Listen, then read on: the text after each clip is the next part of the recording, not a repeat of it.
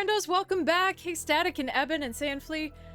So I almost started it, but it's interesting that we are exactly 50% of the way, except just a little bit extra in the puzzle department, or in the standard puzzle department. This is, I guess, Talos Principle 1 was a lot longer than I expected as well. So, getting your money's worth.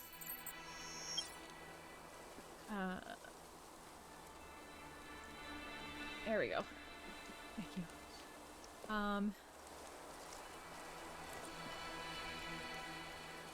Oh, I just did solve this one. Okay, so we're doing good here. We're chugging along.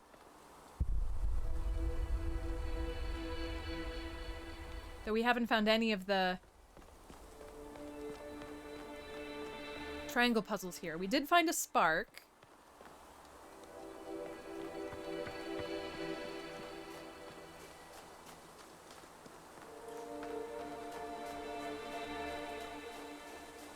Oh, God.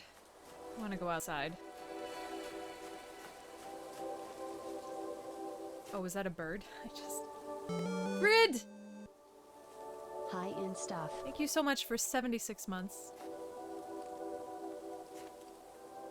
I appreciate you. Oh, here's a triangle? Is this triangle or is this number 7? Oh, it's triangle.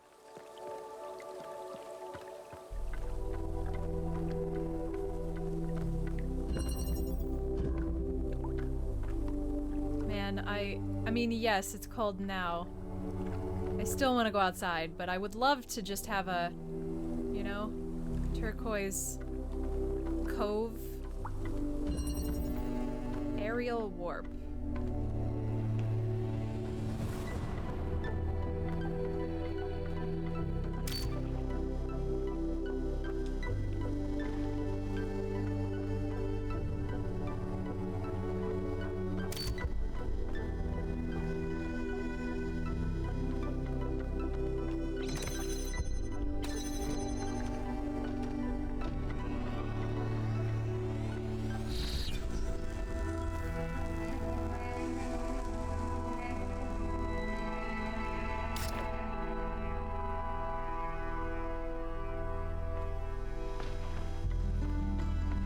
So we've got that.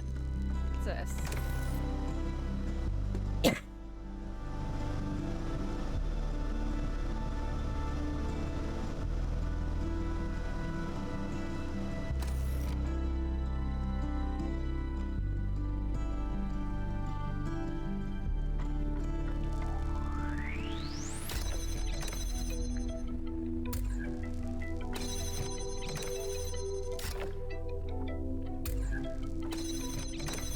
So that's not the answer. What does this do here? Nothing.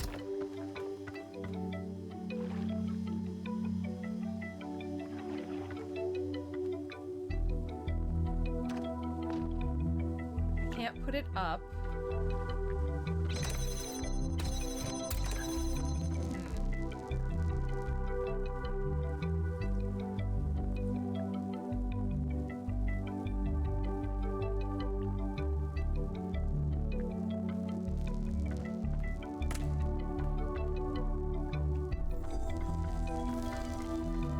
I guess we can get this first. Or can I?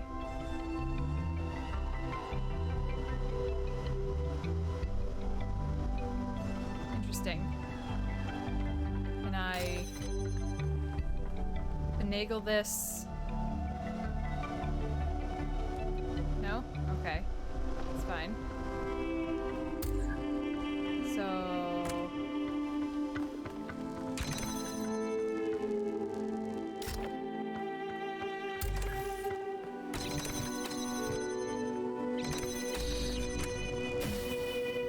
got that. What's this do?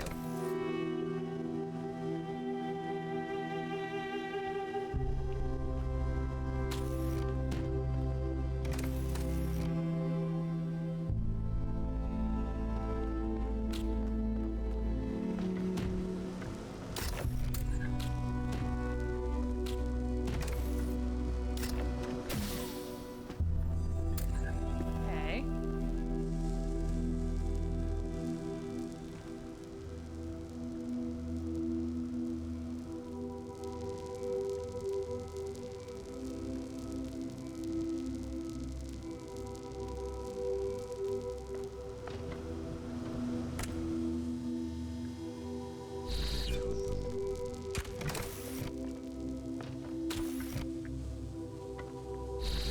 everything's out of here. Really? Thank you.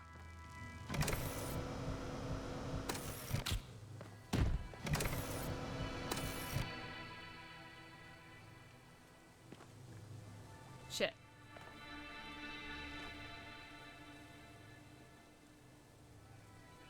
I need the fan.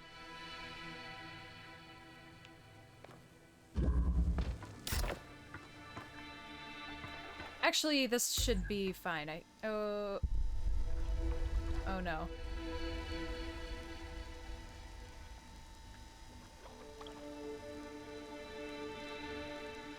Oh, yeah, no, this is fine. Okay. They did leave it so that I can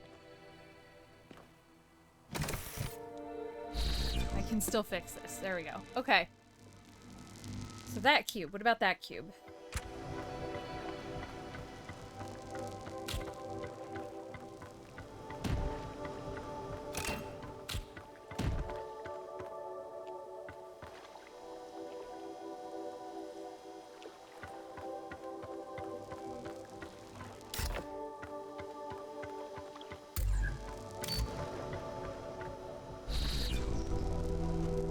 There we go.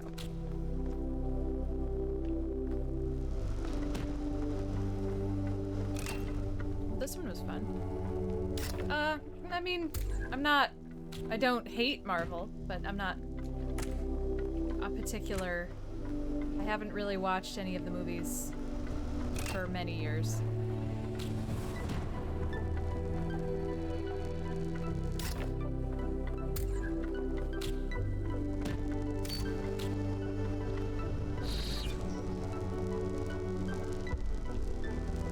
I need to have both of them? Interesting. Okay.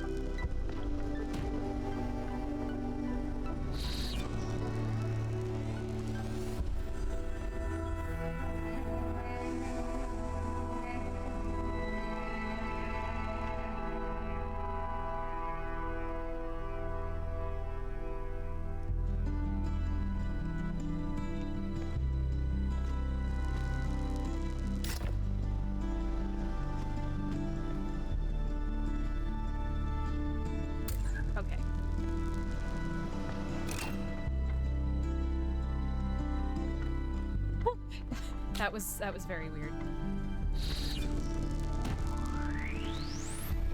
There we go.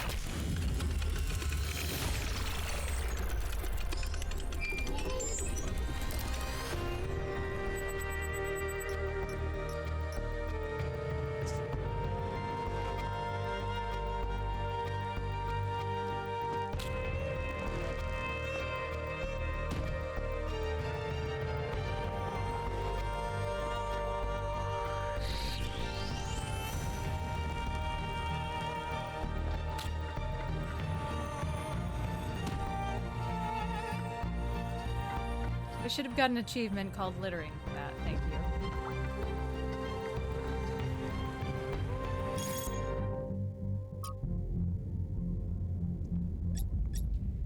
Witnessing all this incredible technology discovered by the expedition is giving me an idea for something we could do if we had the resources and the energy.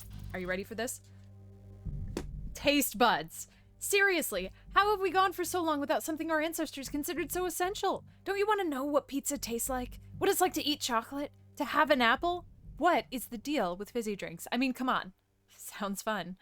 The sheer range of new experiences. It's almost overwhelming to just imagine it. Please, please let this happen. Why change ourselves when we're what we're meant to be? You know we're all upgraded, right? This isn't our original design in the first place. And what's next? We start killing animals again just for the pleasure of tasting them? We cover the earth in fields like our ancestors did? Subjugate the natural world for our own greed?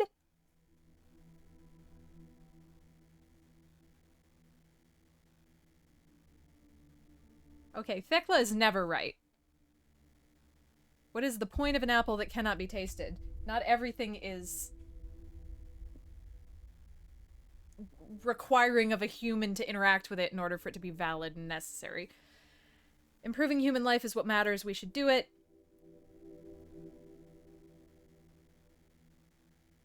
I think that has some broader reaching connotations than I want to necessarily agree with at this point.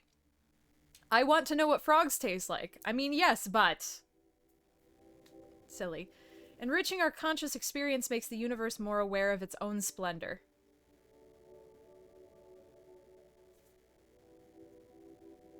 I kind of like that option, out of the ones given. Seems like a waste of effort. That's just negative, and I'm not interested in the I'm just bored by the sentiment. Thekla is right. This will lead us down a bad path. Absolutely not. I refuse to ever agree with Thekla.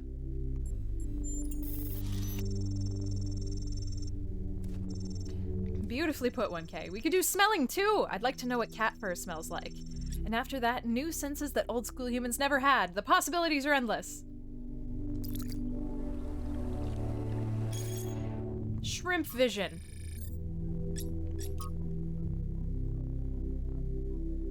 Who is this? Oh, you could. Yeah, it is really pretty.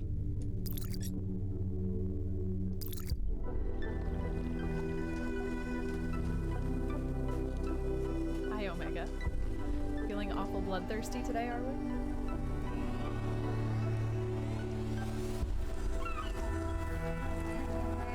Hey, 1K. How can I help you?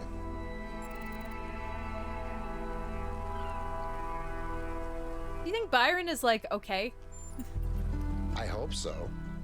I understand why he was impatient, but he should have been more careful. What's your analysis of the southern regions?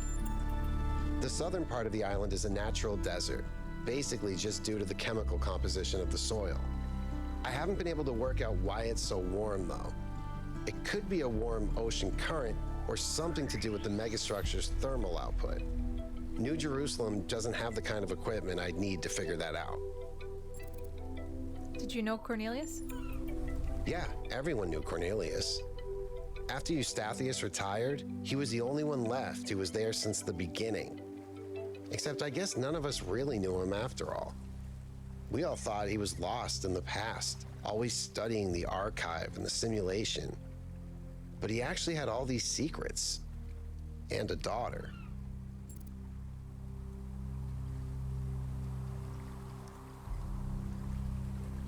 Are you disappointed in him? No, just surprised. Maybe a little sad that he felt he couldn't trust anyone with the truth. What did you do in New Jerusalem when we went back? Mostly just made sure Pellegrino didn't mess up the VTOL. We only have a handful of them, and while they look cool on the outside, the truth is they're held together by gaffer tape and good intentions. There's a reason Melville's always complaining. The regional variation between people who say gaff tape and people who say gaffer tape bothers me. And it is such a very specific thing that I get very irrationally upset about.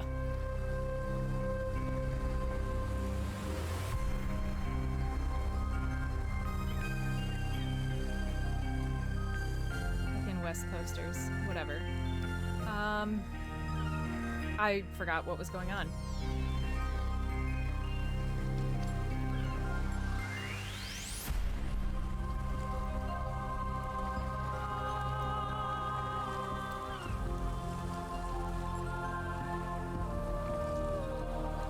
I just don't think any of these are the answers.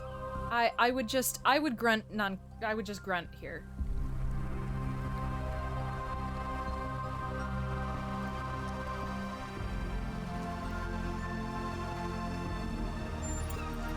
When you put it like that, it seems hard to argue. More and more stuff isn't working anymore, and eventually there will be consequences.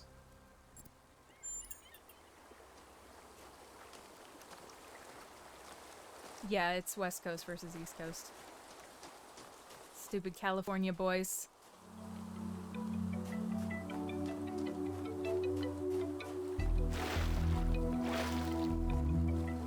Like, I can almost allow it when somebody says gaffer's tape, like they're referring to the tape that belongs to the gaffer, which the gaffer is a position. So, fine. They're wrong, but fine.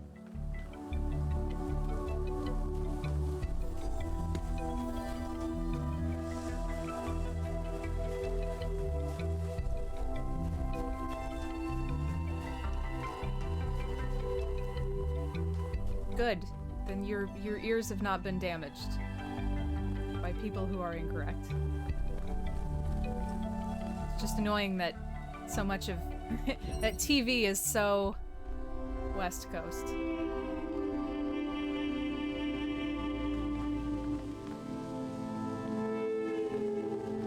Alright, so this is gonna be a...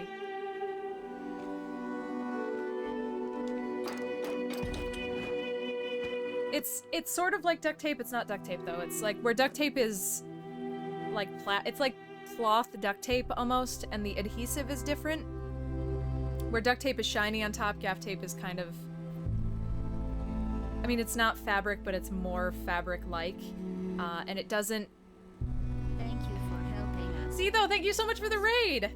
Really appreciate it. And where, like, you know, if you leave gaff tape on, or I'm sorry, if you leave duct tape on something for too long, then you peel it off, it leaves this horrific sticky residue that you're never ever gonna get off for the rest of your life. Gaff tape, the adhesive is a little easier to release.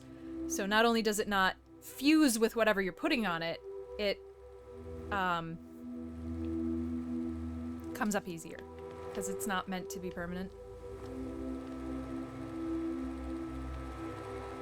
Listen, I'm not gonna quibble here. You raided me, you pushed the raid button, that's what happened. I also appreciate you announcing your own arrival. That's also fun.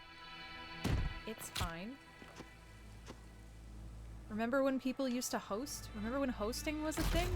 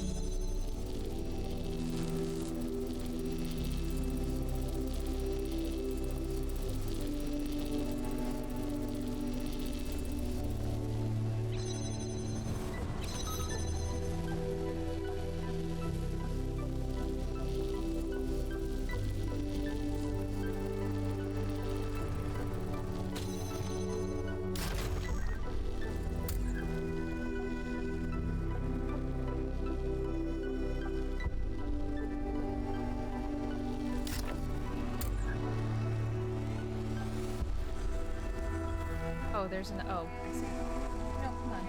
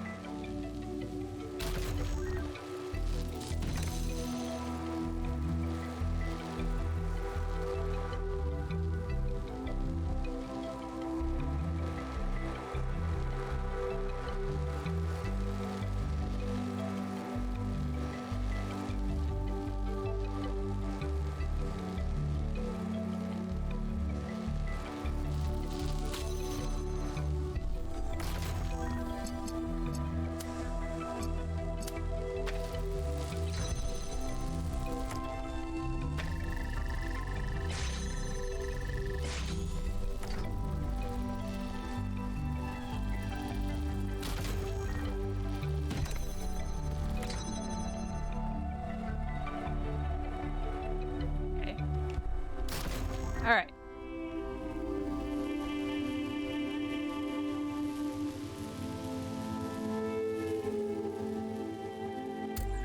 Yeah.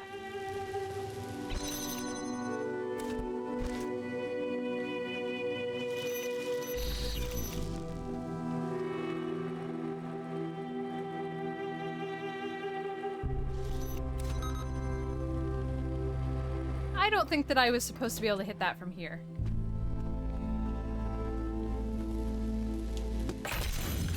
But I'll take it. An excellent solution.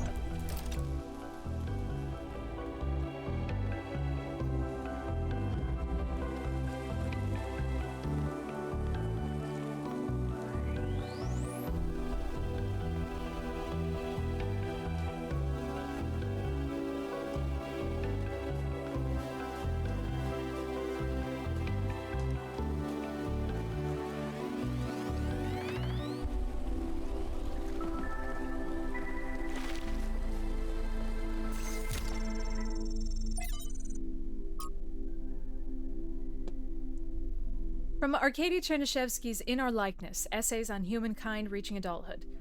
The question of our relationship with nature has bedeviled us since the earliest days of our species. Since before the first city was built, we felt that there was something different about us. Animals, we intuited, were part of nature. We were not. But of course, humans clearly are the products of nature, our history intertwined with that of every other species. In fact, the very notion of the unnatural is a contradiction in terms. Everything that exists must, by definition, be natural. So this view, no matter how common, is deeply paradoxical. This paradox has produced a great deal of confusion. Some proclaim us chosen by a divine power, set above all other creatures, and are justly accused of arrogance. Others proclaim us sinners, worse than other creatures, and are rightly accused of misanthropy. Others yet try to oppose this binary by saying that we are merely animals after all. But that is too manifestly wrong, in that no other animal is capable of having this conversation. It is in the contentious issue of our impact on the ecosphere that an answer may be found. Other animals have accidentally terraformed the planet before, driving other species to extinction. This is not unnatural. If we continued our current path, even to the point of changing the climate enough to cause the collapse of civilization, that would be entirely in keeping with how animals behave. But there is one profound way in which we are not like animals. We can learn to understand ourselves and the world. It is this knowledge that makes us fundamentally different. We have choices. We have control. There are many today who are afraid of the consequences of control, and would prefer a return to a state of animal ignorance, whether by blinding ourselves to the impact of our actions or by demanding we humble ourselves before nature. This is the response of an adult in crisis, who wishes for a return to childhood. But this can only ever be regressive in every sense of the word. To resolve the paradox of nature, we must act as adults, accept our power, and act consciously and deliberately in shaping the world. We must become nature, and nature must become human. This is the heart of the matter, lifting up the world rather than lowering ourselves. But why do so many people so badly want to lower themselves? Do they really want to, or is it simply a convenient pose to strike? From Miranda to Athena, we upgraded the lab with my new designs. Synthesizing some of the pieces took longer than expected. We still have some bugs to iron out when it comes to complex structures, but it worked. Now the labs are safer and prettier, although Father says they look too much like spaceships. I don't see it, do you?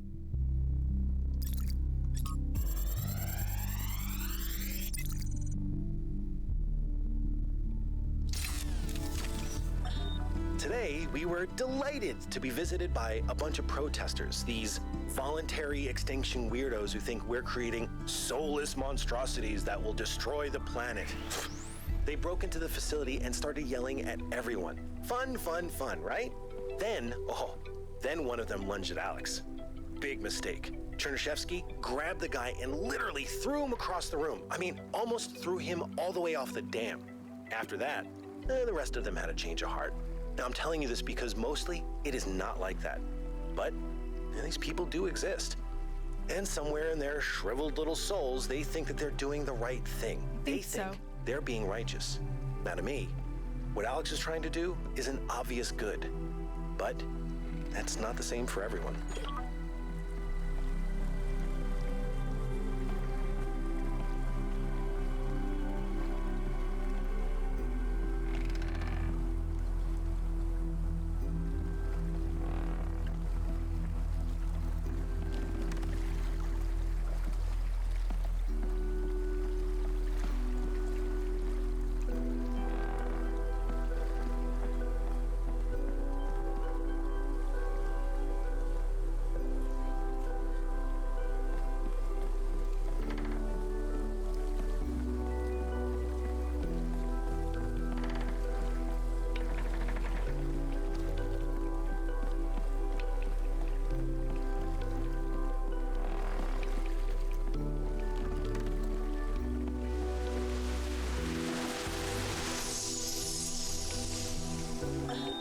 Father, I updated the NOEM algorithm.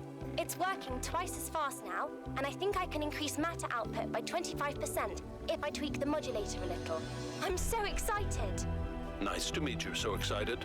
I'm Cornelius. What? Oh, Dad, this is science.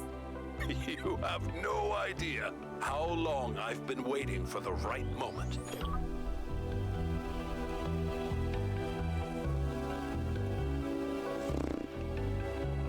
I feel sad about the internet right now because I feel like I've just been so inundated with dad jokes that, like, that should have been really funny. But I'm just tired.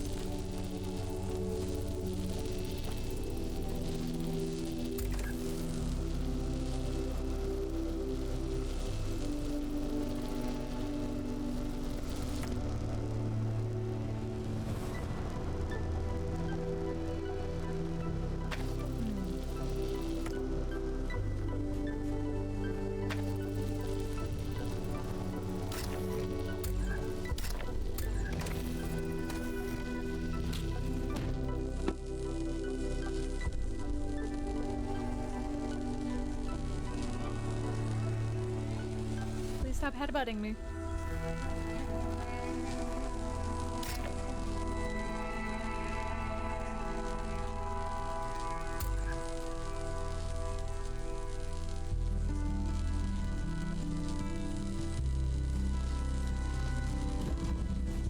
Oh, crap, I don't even remember what this one is called. Shoot.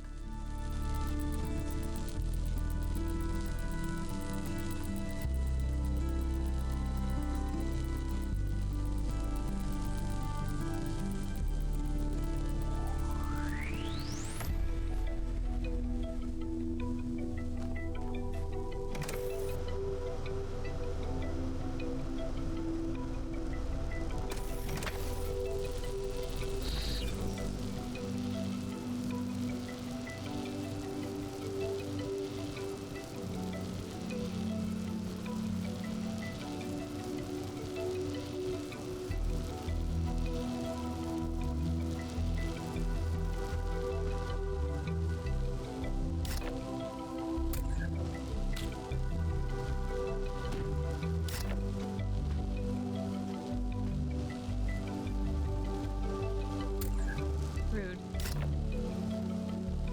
Just right over the top. Come on. Don't understand why that won't work.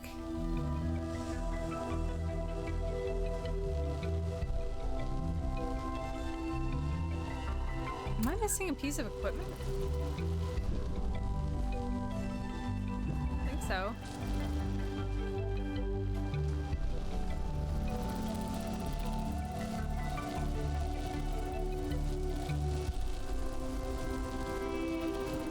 Can't take the fan off on this one.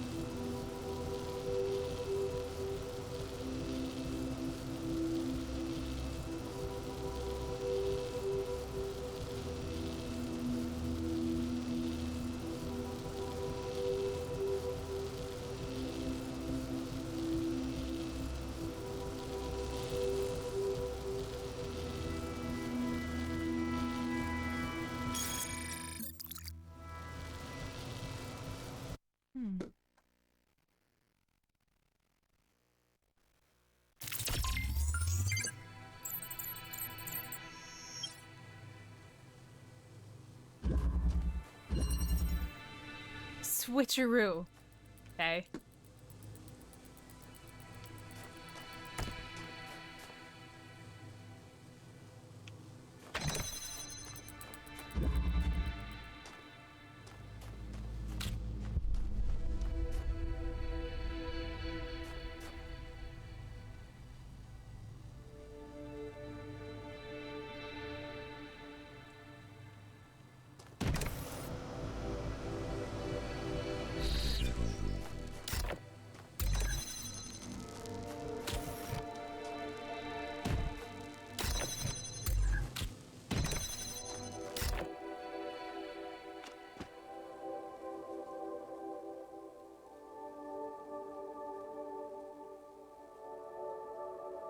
I still don't think I can get it there from here, so...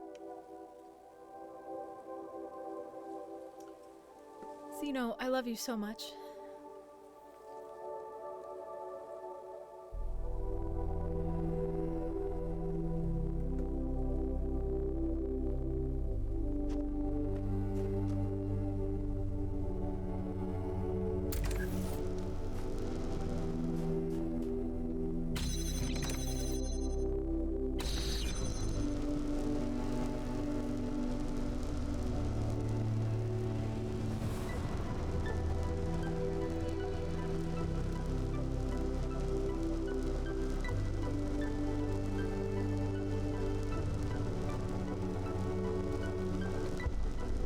exactly where I was before.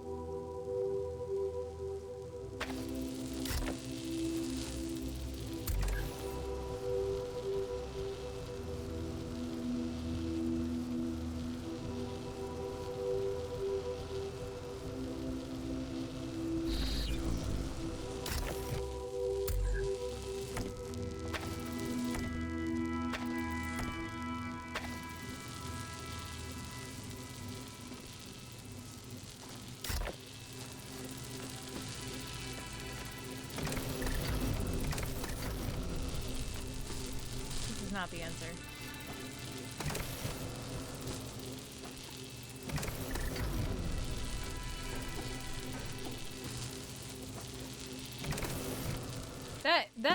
That movement feels very breakable.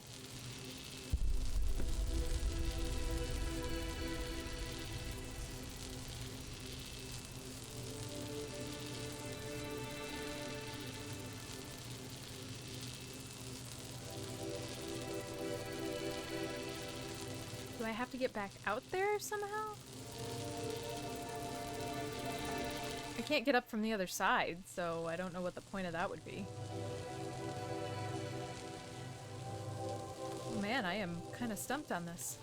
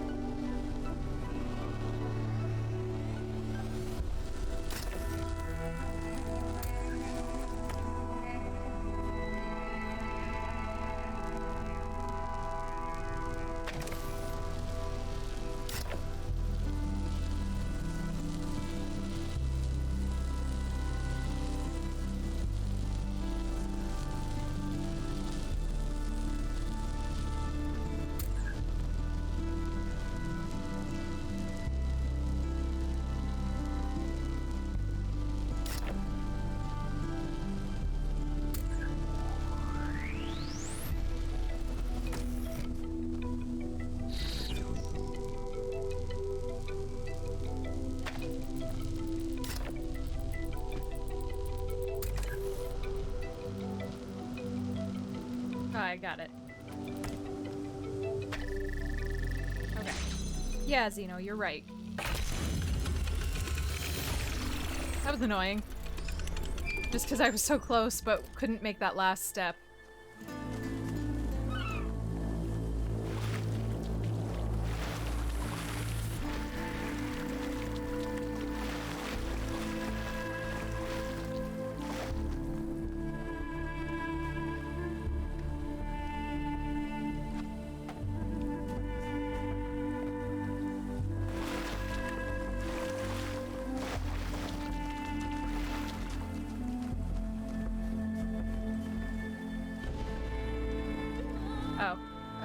Okay.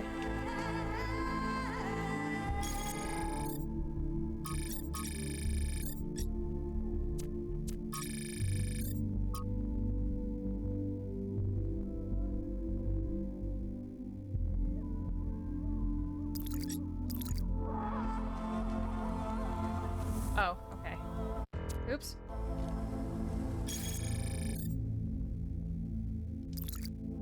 So we're looking at it this way? Yeah.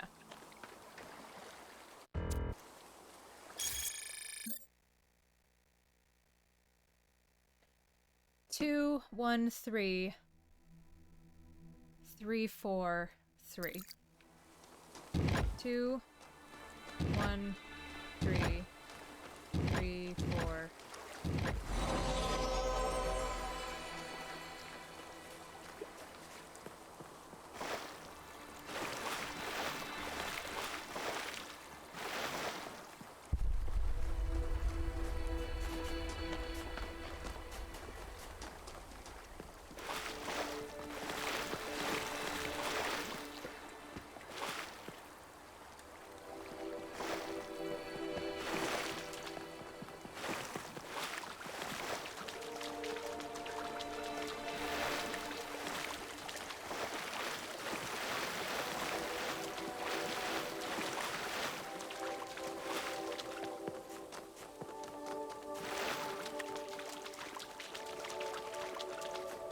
Oh, well, there's the lab.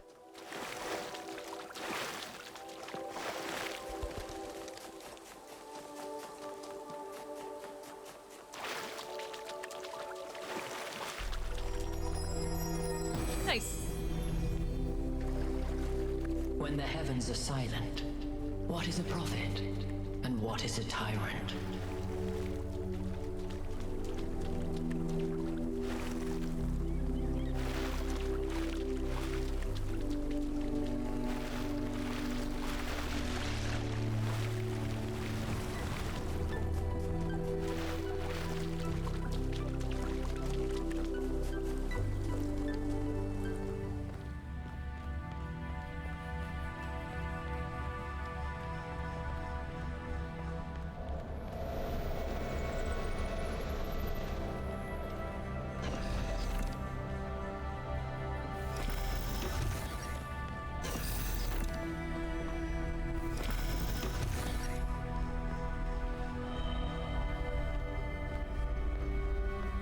Wait, didn't I already find this one? I think I already...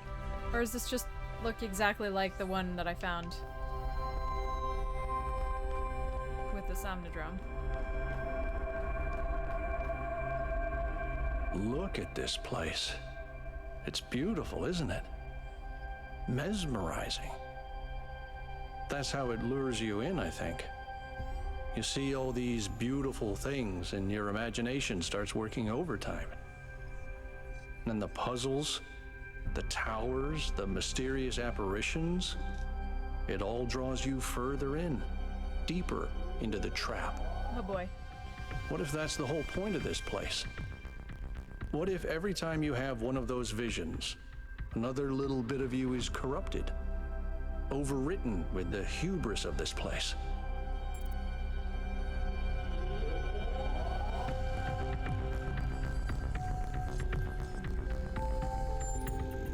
I'm sorry, I didn't mean to suggest you were, You did. whatever it is I'm trying to say. You did. I guess I'm just disappointed in myself. Why? Byron needs me. You all need me to do my job, and I can't even use a terminal. If this is all really the work of the Founder, I don't know, maybe she lost her way. Or maybe we're just not ready. But once we find Byron, I suggest we get the hell out of here and never come back. Okay.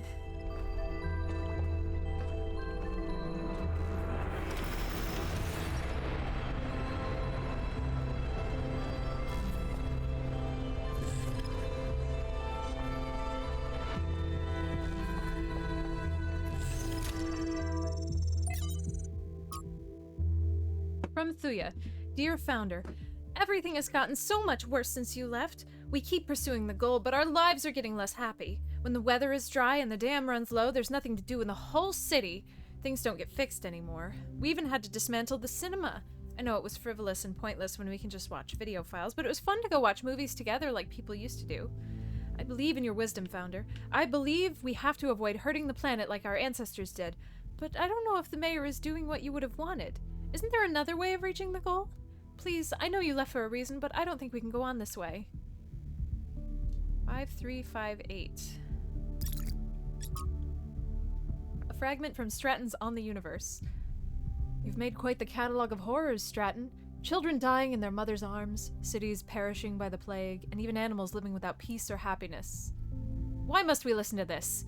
You know I've just eaten a heavy dinner. Because of these things, which are ugly, must be confronted for us to reach the truth. You spoke of justice earlier, Amintus, but are these things just? They are not? Then you must admit the universe itself is not just. If the gods exist, 34, then they do not bend the world to their will. Rather, the universe proceeds as a machine, following its rules. Justice and virtue are human inventions. Are you saying justice and virtue are therefore illusory and should be abandoned? The opposite, my friend. It is mankind alone that can impose these values upon the machine. Footnotes 34. It remains unclear whether Stratton believes in the gods or used them solely as metaphors. His work on the deities is no longer extant. Tantalizingly, Diogenes Laertius mentions that it caused a fistfight in the Lyceum. I thought that what made us human was that we searched for meaning, but perhaps a better way of thinking about it is that we create meaning. Trials. There is a pattern underneath. Trials. New primary site. Trials. Lake water for cooling.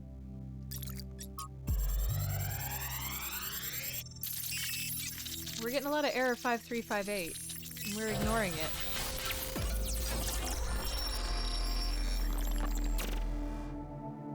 Our ancestors kept telling themselves that the brevity of their lives didn't matter. But they had so little time to ever really think about anything.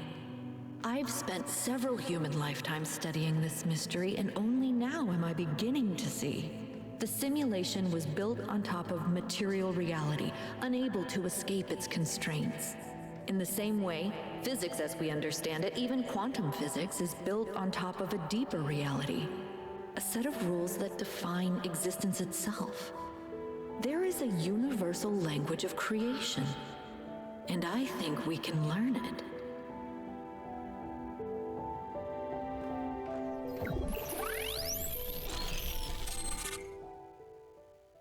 The language of creation.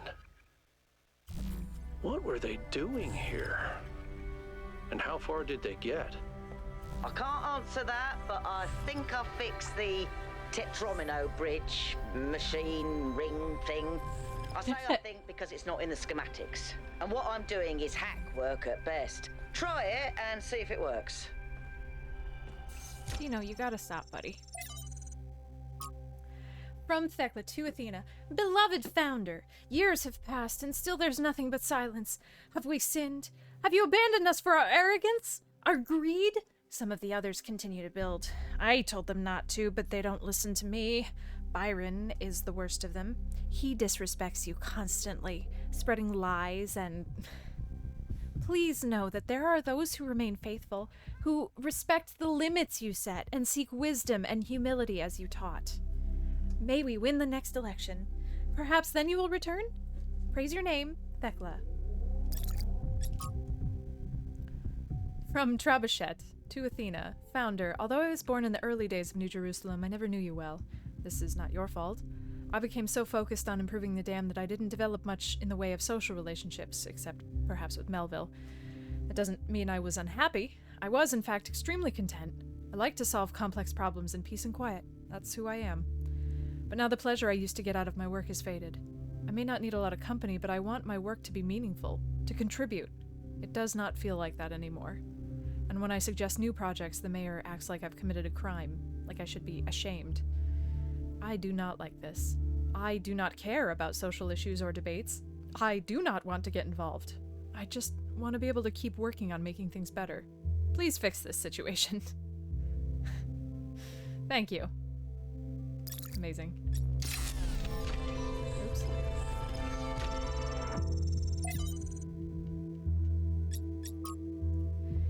Paying the Price, from the introduction to Portraits of the Martyrs by S.T. Senyal. The list of people condemned for advocating new ideas is long and depressing. Ignaz Semmelweis utterly destroyed for suggesting doctors wash their hands. Ludwig Boltzmann ridiculed for suggesting the existence of atoms. Robert H. Goddard mocked for arguing that a rocket could reach the moon. Al-Razi attacked for questioning the existence of humors. Barbara McClintock's discovery of transposition ignored for years. The list goes on and on. And we haven't even touched on what happens to those who suggest political rather than scientific improvements. Even when they succeed, they often still pay with their lives. These days, the idea of progress is frequently derided as yet another narrative, identified with the establishment by critics who curiously portray themselves as rebels. But the truth is that every step forward that humanity has ever taken has had enormous personal cost. That means it's even more important to stand up for the truth, because so many others have already sacrificed themselves for it. It does. But what is the right way of doing it? Many died for the truth without accomplishing anything. Maybe we just have to do what's right and trust the universe.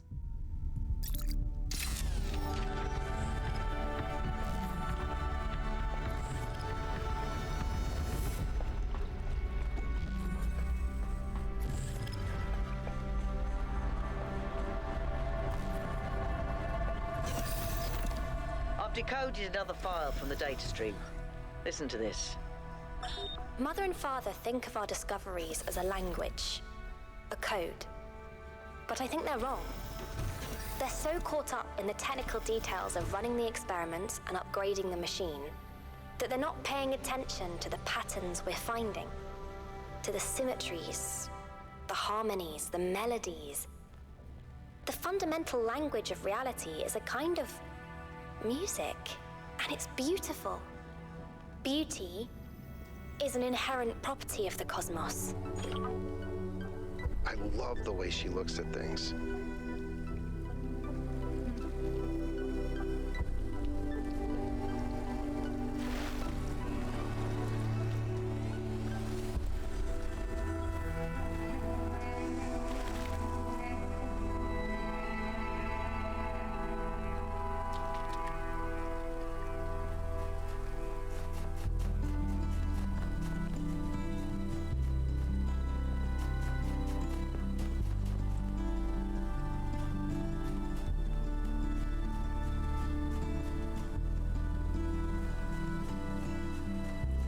Alright. I think we should... Well, I still haven't found the second... over there. There's a couple things I have not found. Buddy. Are you stuck? Buddy, you stuck? Yes.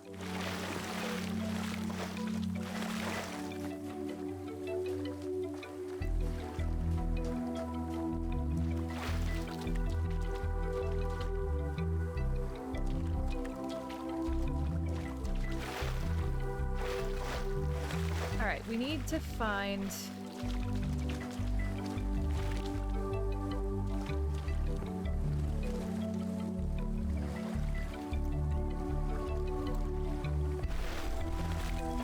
Can't tell if that's... I think that's a connector.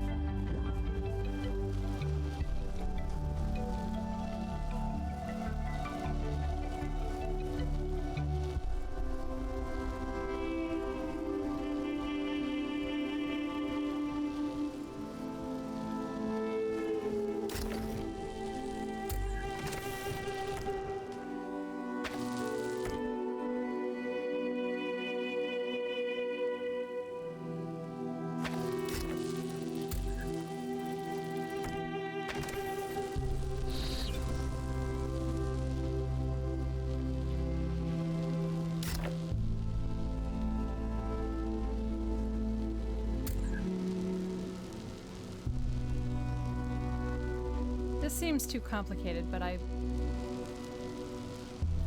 I just do this?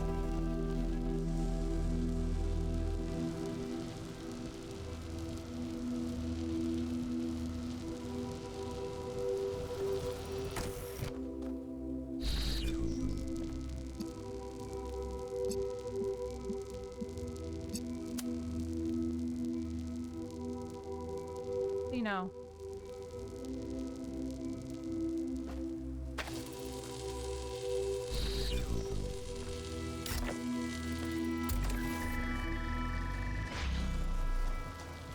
Okay. That'll at least give me some visual.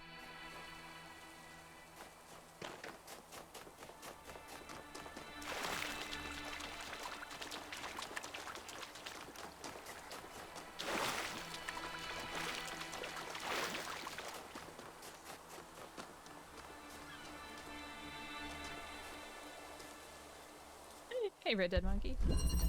I don't think there's any connectors here. Was it? I'm really lucky I saw it. I literally just... I saw it by accident.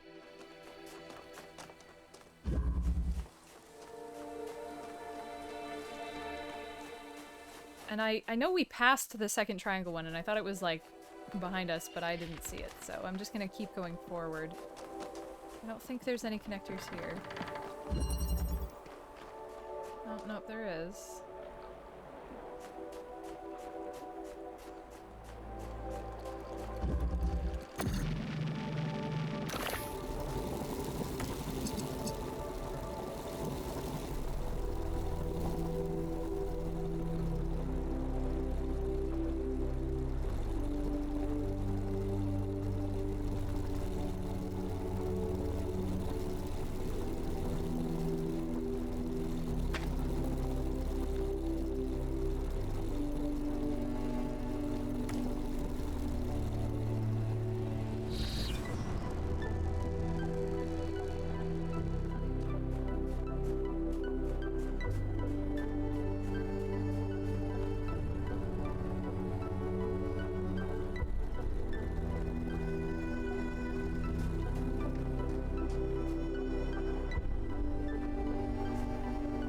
I really thought that was one, and it doesn't seem to be.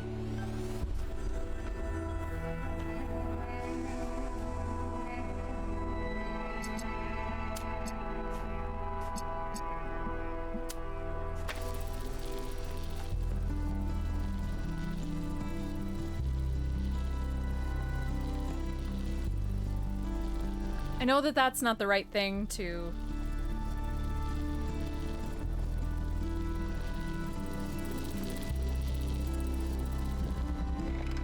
make green, but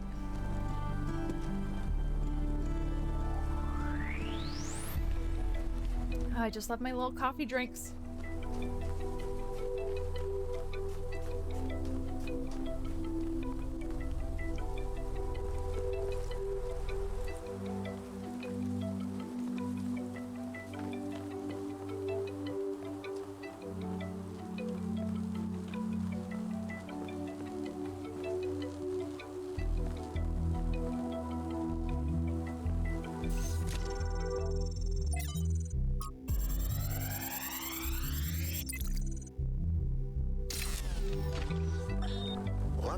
Undoubtedly, an expedition will pass by this island.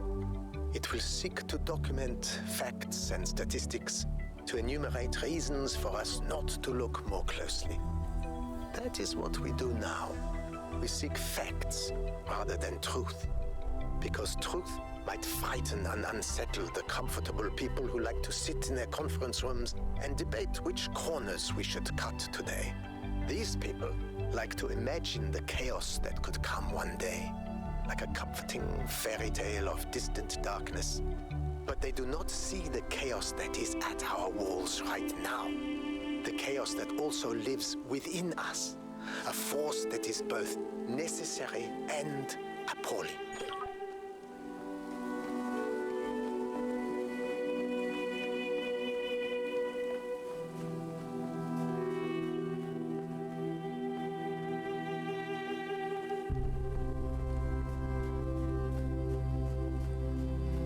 really do love how the accents are utilized instead of, you know, physical differences.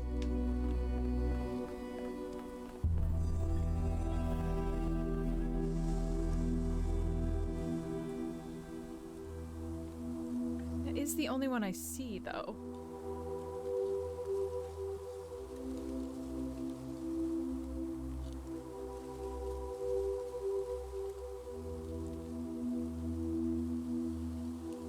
Okay, so there's another one over there. Under there.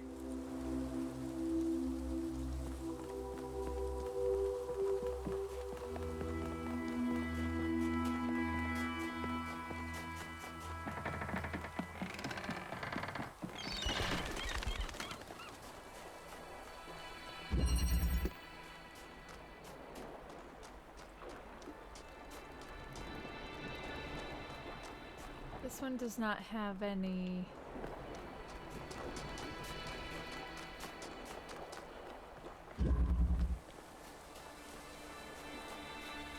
crystals.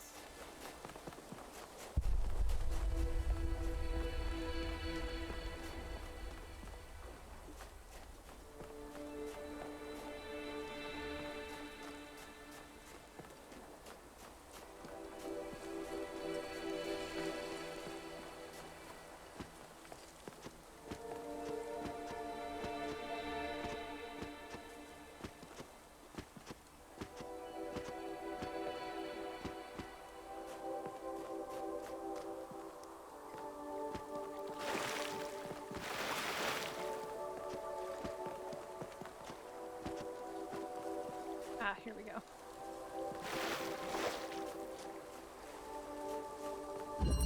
Minimalism.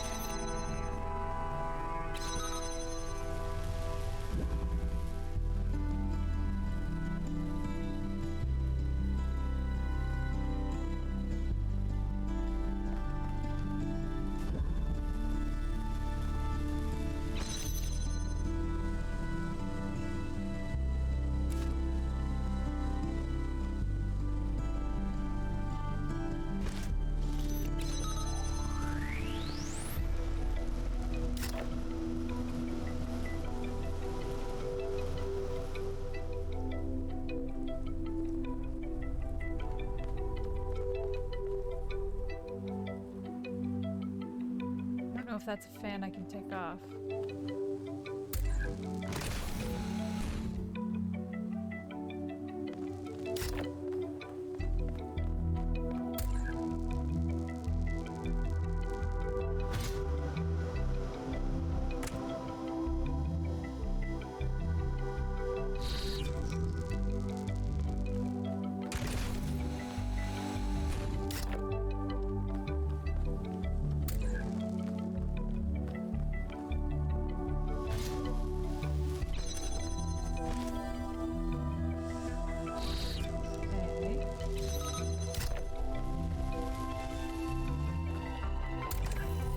This is succinct.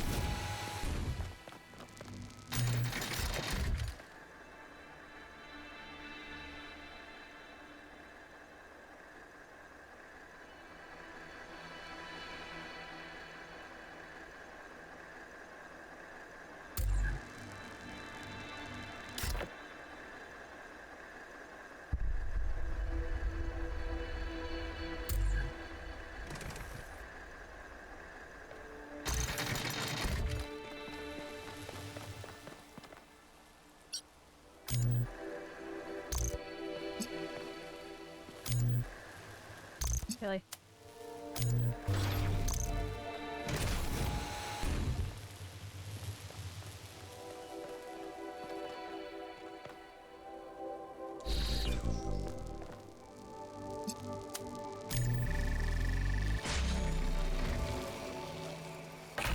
I don't know that I was supposed to drop that.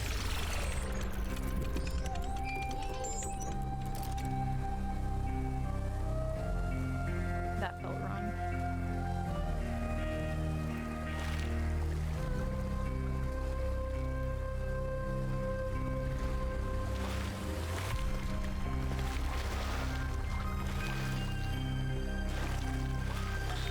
We have of late been told much about what the citizen owes the city. Loyalty, obedience, gratitude. And I will not argue with those who say that without some loyalty to a greater good, a man is little more than a savage.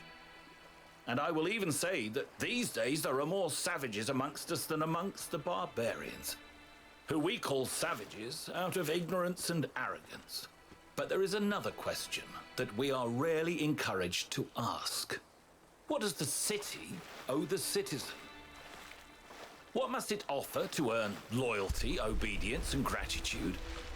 And if, as we have said, a city is a kind of machine, should a machine that does not fulfill its purpose perhaps be repaired or replaced?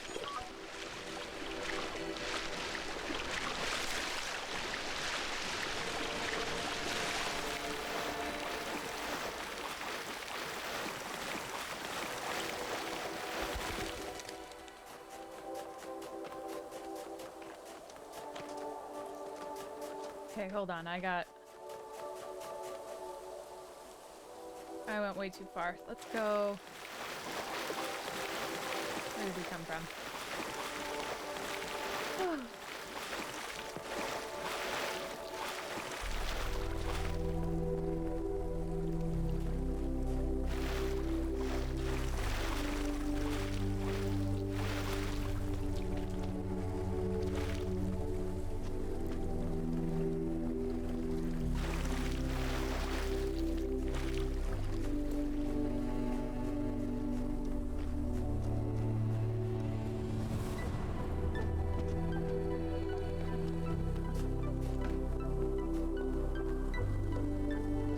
Found a piece of human detritus in a while.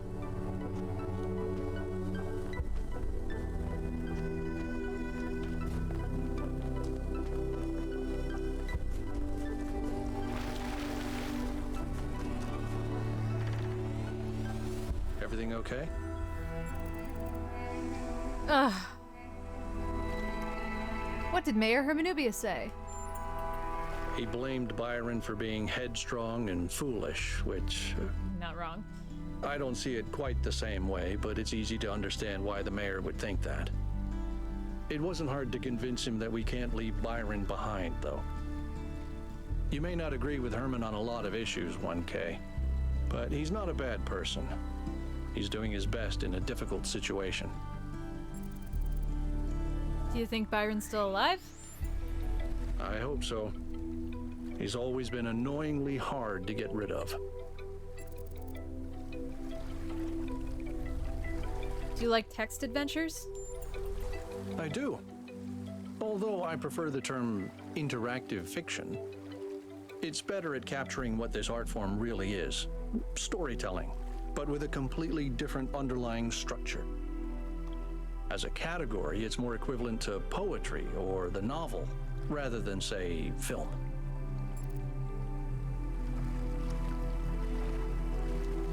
Cool. Anything else? Tell me about Cornelius.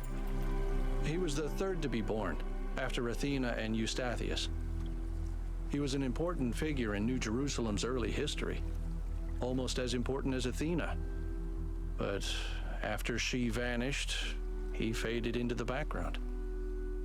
I don't think anyone suspected he knew where she was. What was he like as a person? I didn't know him that well, but he was always very calm, very thoughtful. Everyone respected him. What about Eustath? Nah, fuck. What can I do for you, 1K? What was Eustathius like? People rarely talk about him. He was in charge of planning New Alexandria. It was his mistake that led to the disaster. After that, he retired from public affairs and dedicated himself to his studies.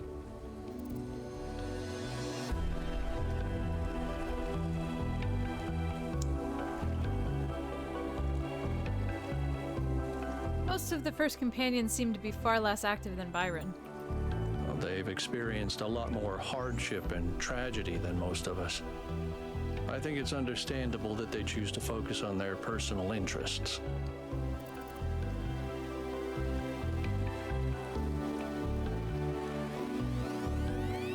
What do you think about Miranda's terraforming efforts?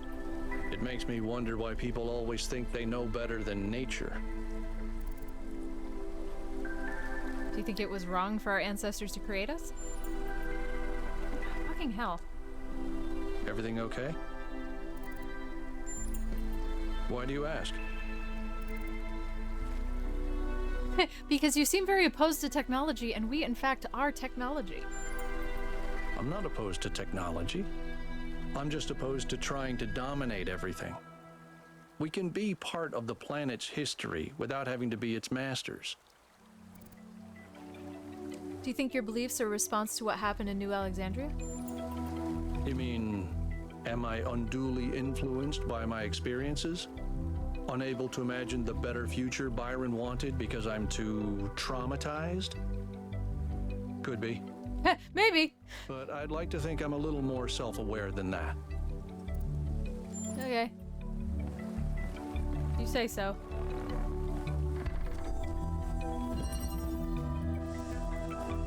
Alright, so this is another one with red and green. Or red and blue, but I don't have any green. I also don't think there are any connectors here.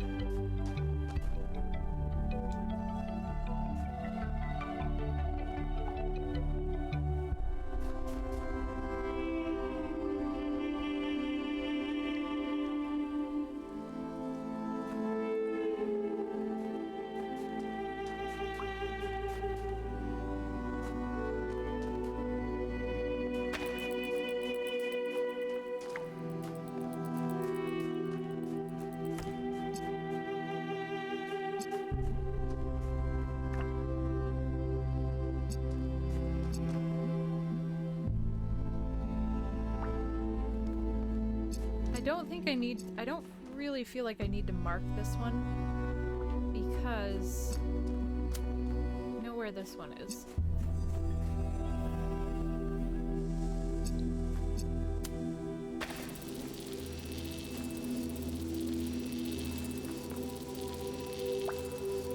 And that one definitely needs green in it, so we need to be green at that point.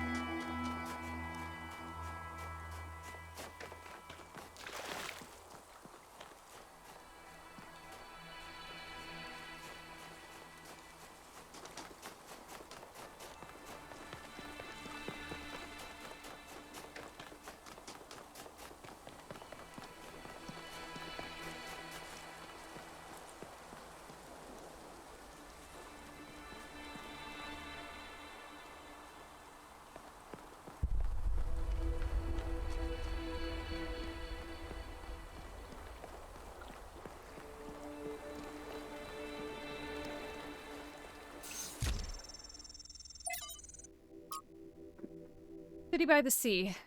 When I realized it was over, it was all really over for good. I decided to take one last trip to my favorite places before the symptoms got too much. I could never forgive what they did to Chaldiki.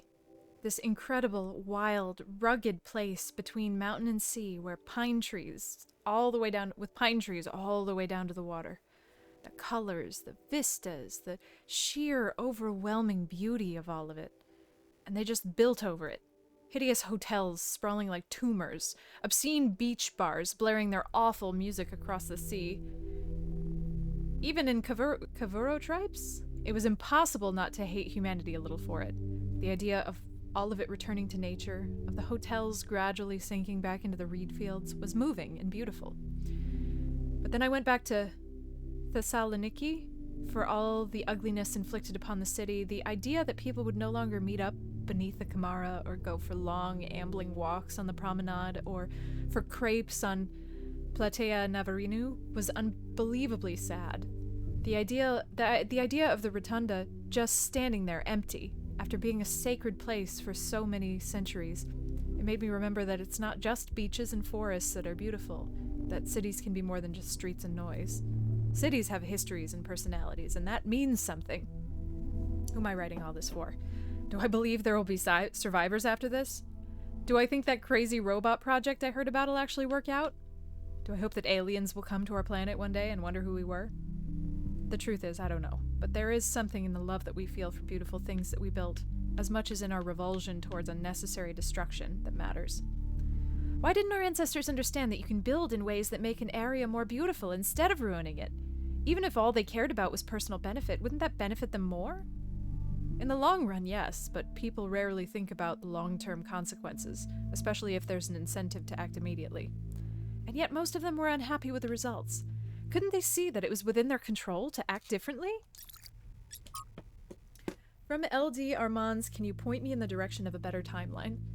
Humans are problem solvers is a quote frequently associated with my friend Alexandra Drennan. It's become a meme on the internet, used both ironically and not, though Alexandra, of course, is entirely earnest in her dedication to humanity. It's a great thought and vital to understanding our species. But it's also not entirely as simple as that. Take, for example, the recent extinction of the orangutan and the ensuing conversation about the dangers of unknown pathogens released by human activity. Most of us agree that a problem exists. And significantly, most of us believe that something ought to be done about it, so we've identified the problem and we have collectively decided to act. So why is nothing happening? That's a serious question. A great deal of effort is expended on raising awareness, but I would like to suggest that sometimes our problem-solving impulses can get stuck on the wrong goals. Awareness is not the issue. We've already convinced people that something needs to change, so if nothing changes, we have to wonder, why is the will of the people not being translated into action? Text missing from archive. She's also capable of being devastatingly sarcastic, but that's another story for another book. Maybe the problem was that they didn't have enough hope. They could see the problems, but they couldn't imagine that one day those problems could be solved. It's easy for people to get so lost in the problems of the present that they think nothing will ever change.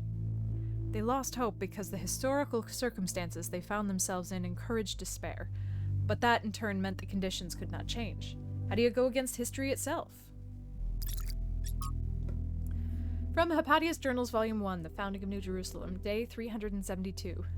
Yemo died today. One moment he was there, wielding a joint on the upper levels of the tower.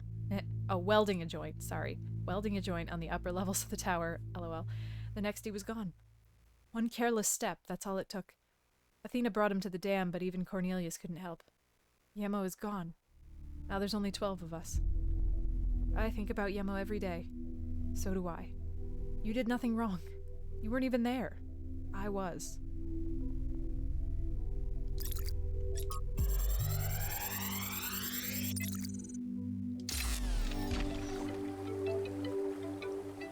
This is a design for an improved charging station. Fascinating, but not relevant. Okay. Hey, Sarah. Fascinating, but not relevant.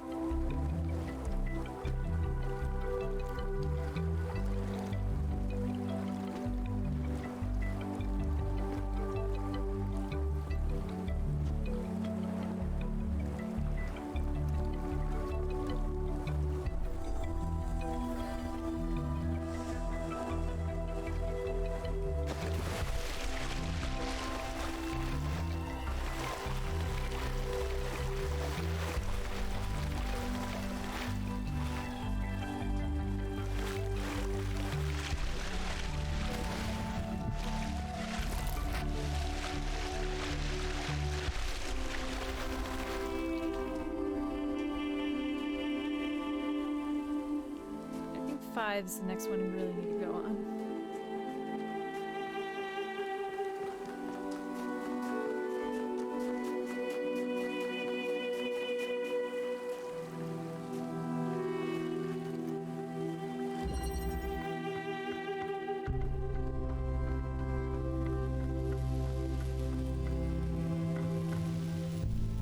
Well, this one doesn't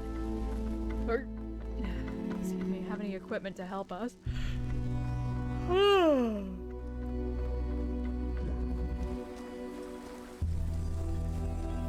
can come up.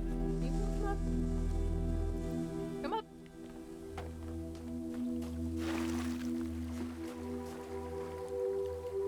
One of my ears is hot, and it is driving me nuts. I don't understand the body's thermoregulation processes. They are not consistent.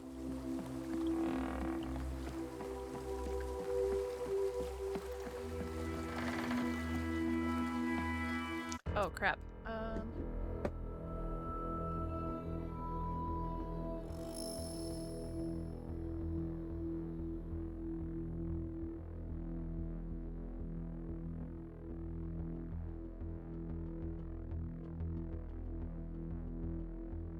Sorry, I just thought of a thing to have for dinner.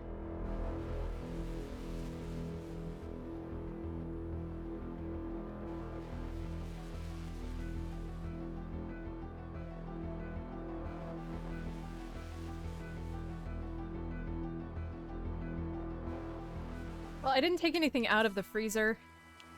I don't really have anything. I've been eating mozzarella sticks out of the freezer for like a week now, and I don't think I can eat them again. Grid and I just had takeout for lunch, so I realized if Grid brings home bacon, or if Grid brings home bread, then we can have bacon sandwiches. That's my only idea.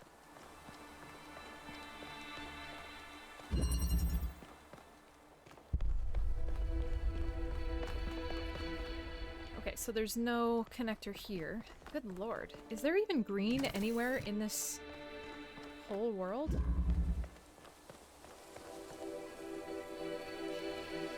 Breadwinner indeed.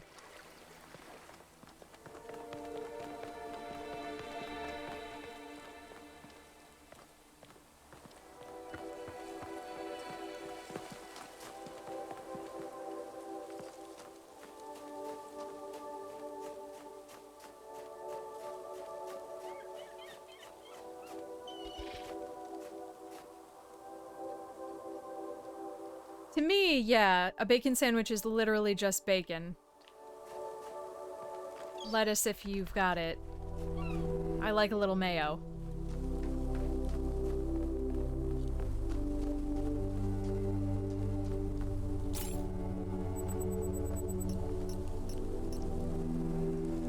But, I understand the tomato is an important part for some people. I'm sorry, there's mayo spray? That sounds like an affront to God.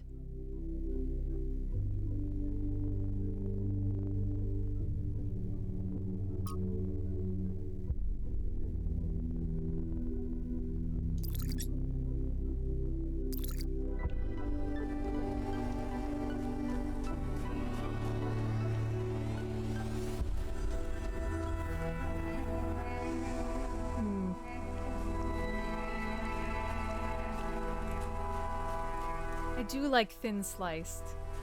That is good.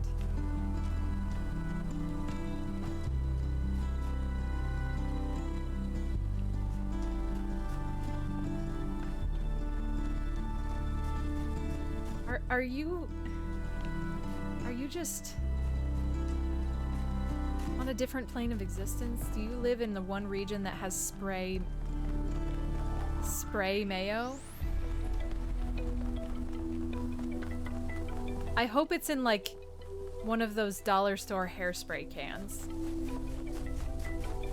Spray-o. Oh my god.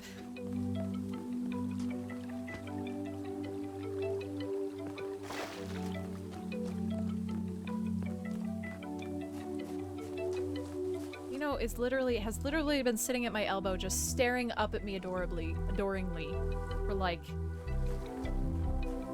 half an hour.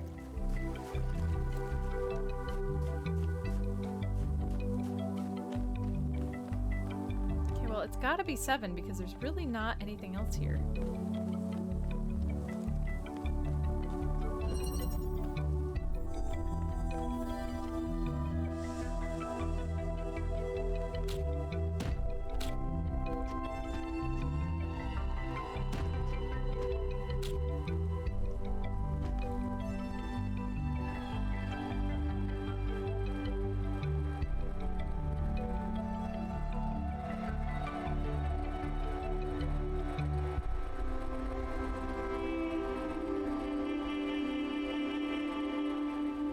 Maybe not, because there's just that whole segment of... I can't...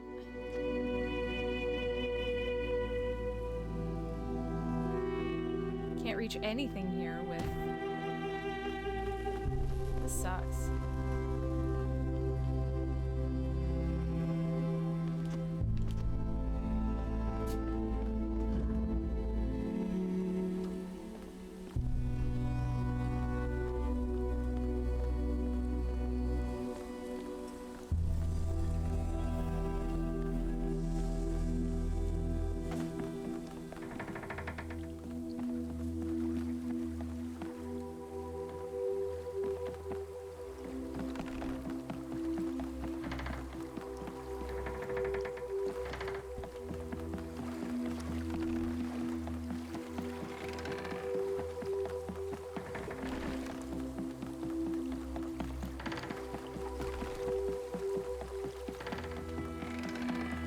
There's no green here.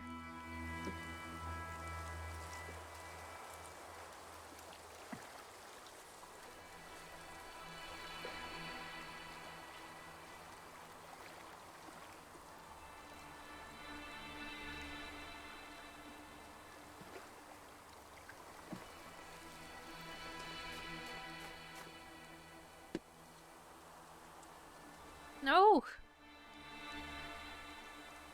There's almost no, like, laser stuff in this whole area. You know, stop.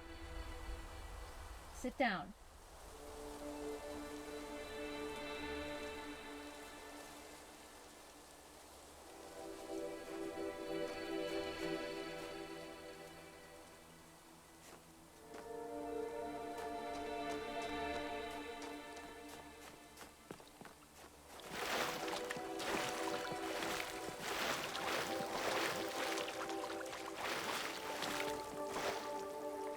Oh, I guess I never figured out whatever the fuck that is.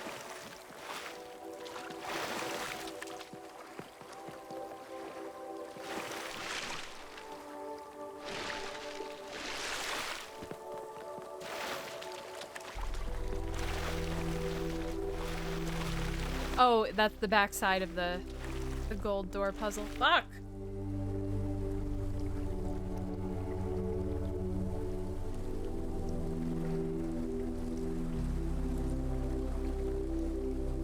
Alright, does it originate inside a puzzle? Because I feel like the answer to that should be yes.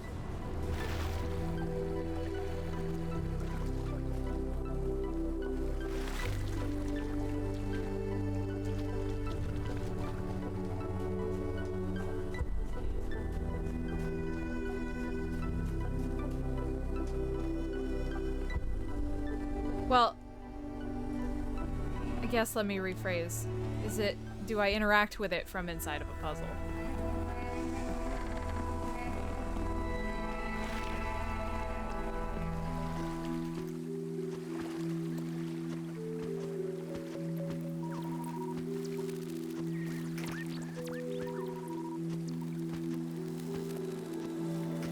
It's me.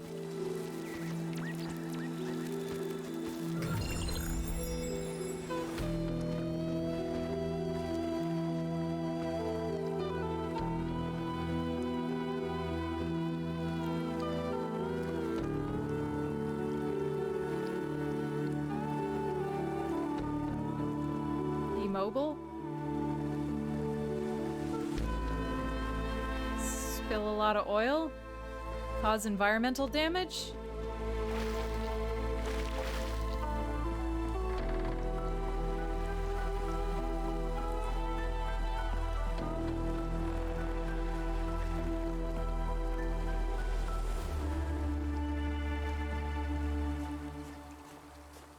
See now.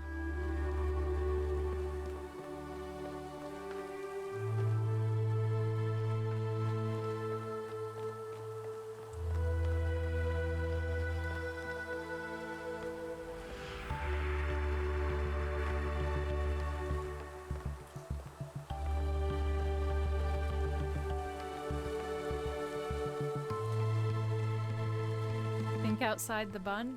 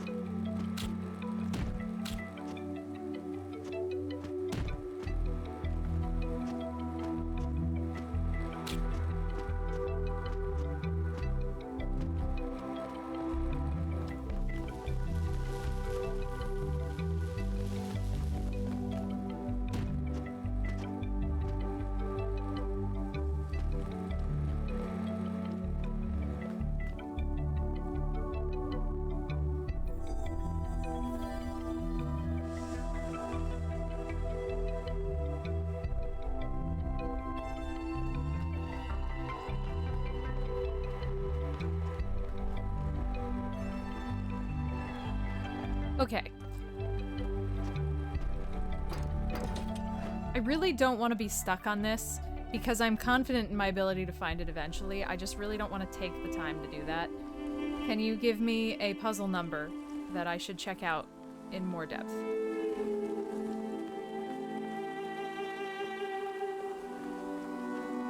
Sure.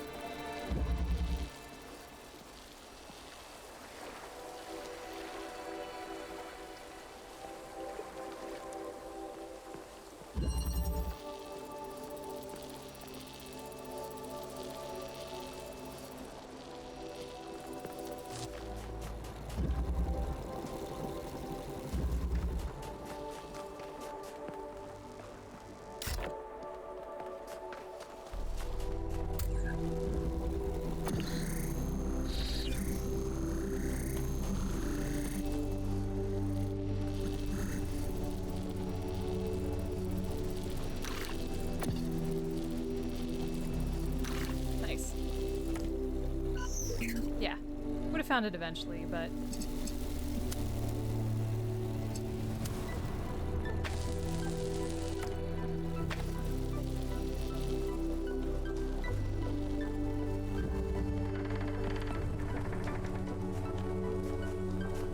Drill. Ah. Fuck.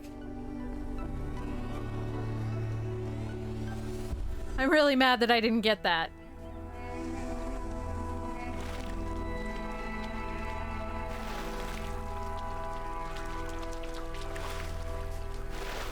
I have an IRL friend who, like, that is exactly the connection he would have that is exactly the hint that he would have tried to give me too. So, like,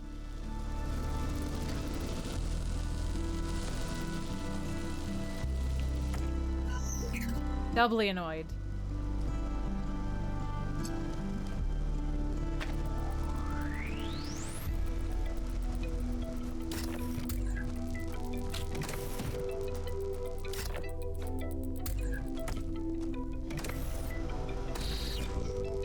Right.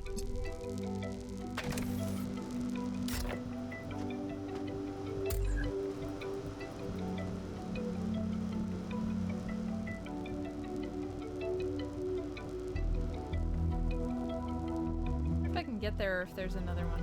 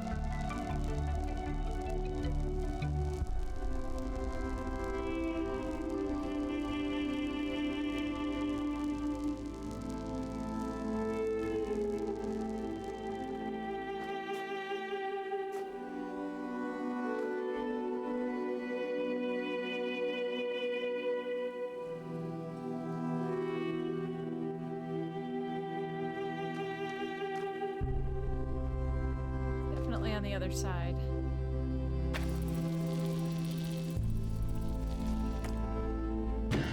Ah.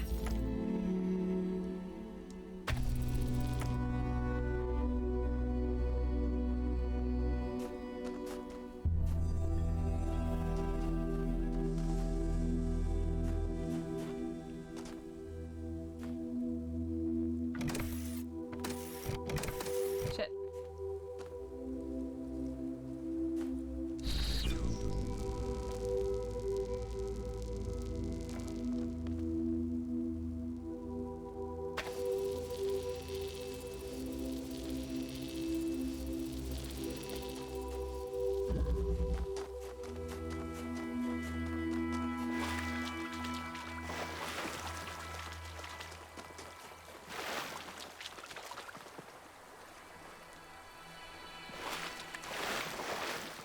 Oh no, yeah, I can see that.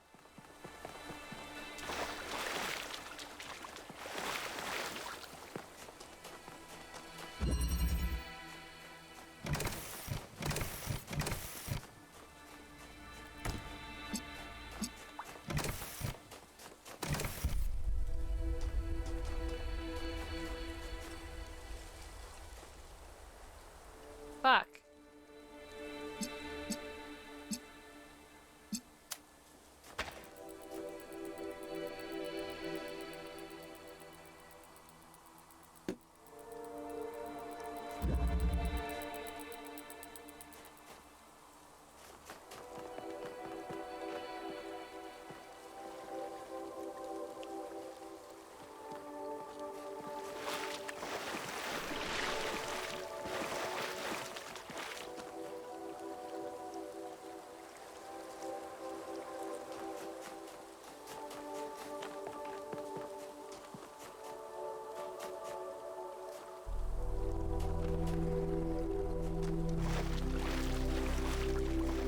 think this will reach.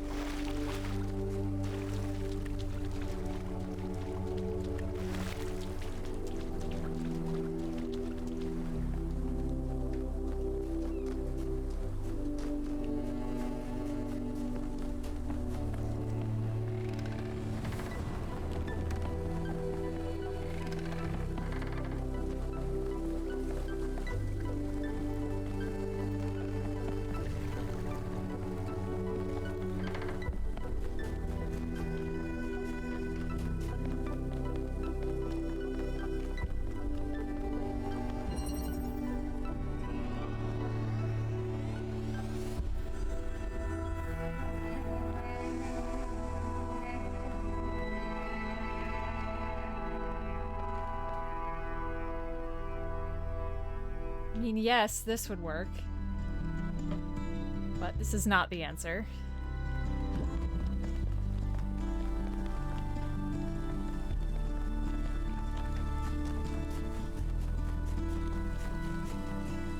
I keep expecting to run into Byron, and of course I'm not gonna, you know?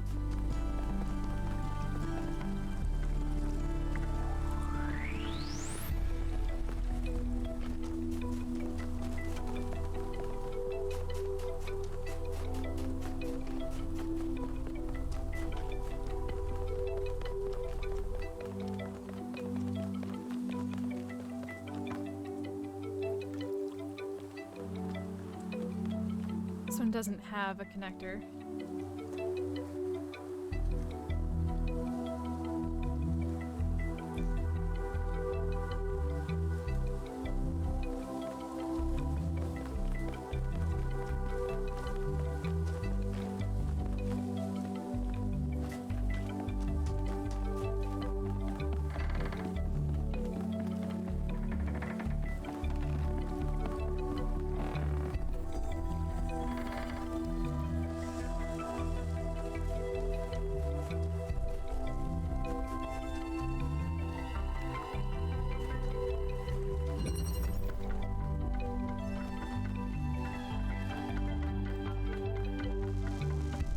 Doesn't look out to anything useful.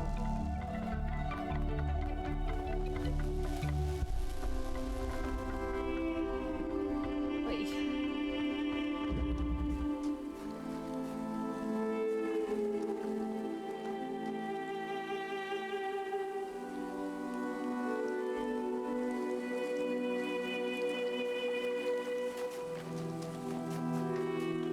Hey, bugs.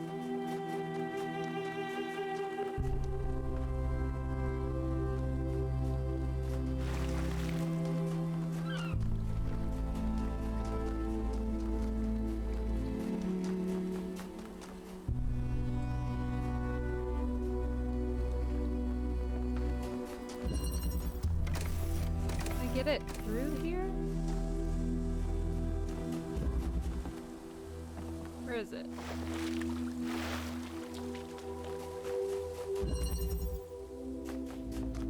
Okay, so I can see it from here. Is there another connector in here?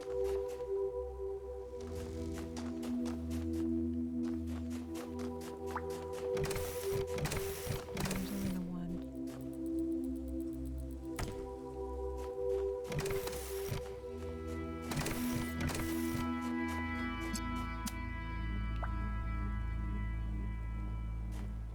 Oh, maybe.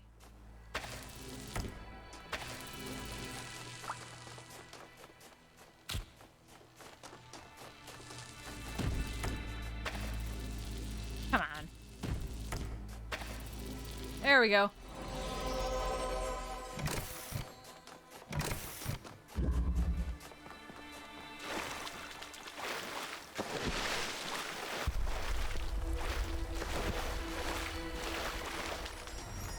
Nice. There we go. Nice. If humankind had no more cause for war, it would make war for sport instead. Yeah.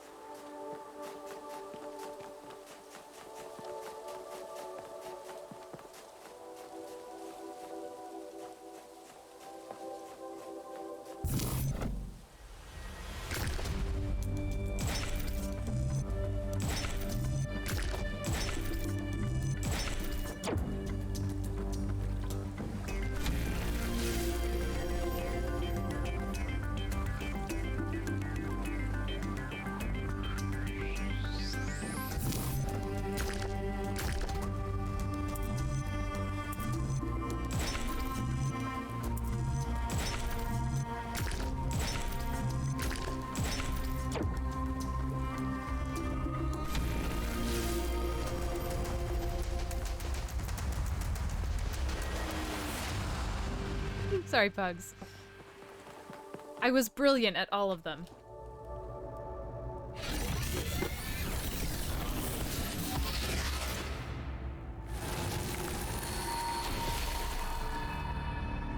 Welcome back, creature of clay. The forge burns bright, but the sky is troubled with clouds. A mortal has ascended Olympus without the permission of Zeus. Tell me where Byron is. The workings of Olympus are disrupted by the trespasser. Pandora, fearing the wrath of the gods, has broken the paths to ascension.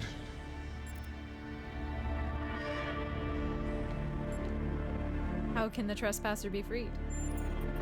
Only Prometheus can help you, for he has always favored humankind over the gods, and would see Olympus pass into your hands. But he is bound in the heart of the mountain. Break his chains, and he will show you the way.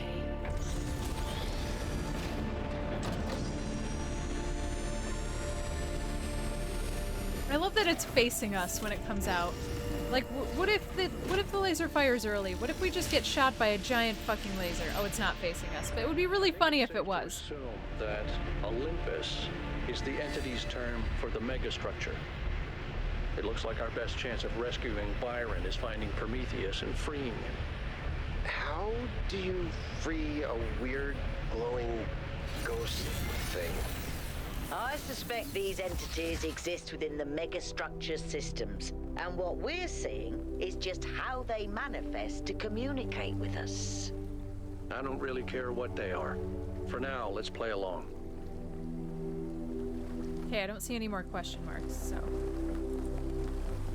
I do hope that over my Christmas break, I get a chance to, like, absolutely fucking vegetate and spend a nice 6-hour rip just playing through the first Talos Principle again.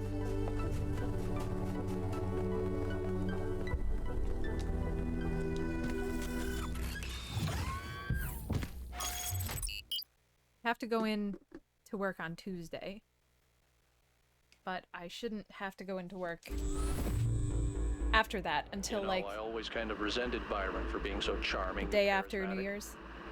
The dashing explorer, and one of the first companions, too. Being the voice of caution is not a fun role to play. Always having to be the responsible one, the killjoy.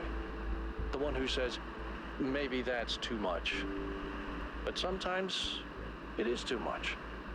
It's not your fault, Al.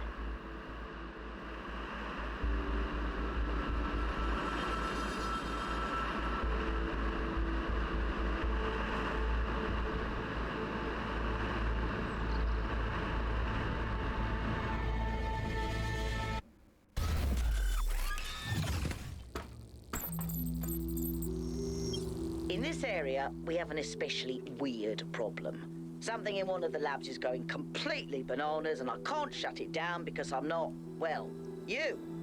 Come find me when you're ready. I love Melda. The language libraries and bananas. I love her. They picked such a right combination of voice actor and accent for Melville. Amazing.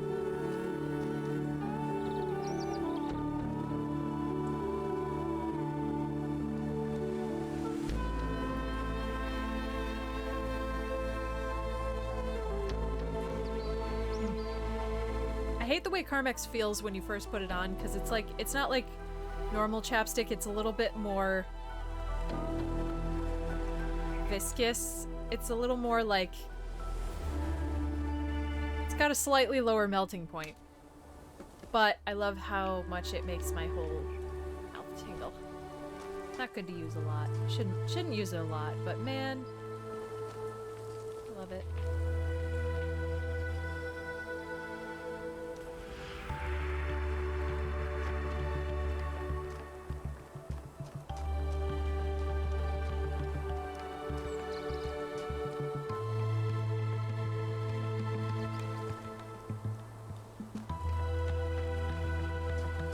Vaseline? Yeah, absolutely. I normally use just a regular plain old chapstick, but chapstick brand chapstick. But I apparently put the one that I always keep one on the top of my number pad, like not on the top of the keys, I mean like the number pad and then right above the number pad on my keyboard. It's like where my chapstick, my desk chapstick goes. But apparently I grabbed it to put it in my pocket the other day.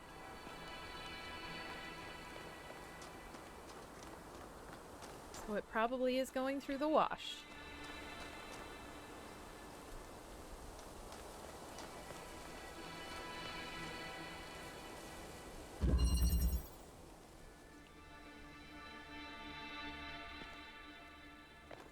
What is this, portal?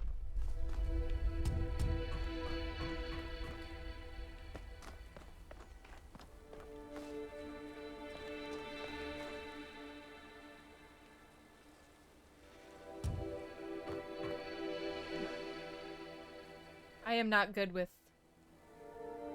spatial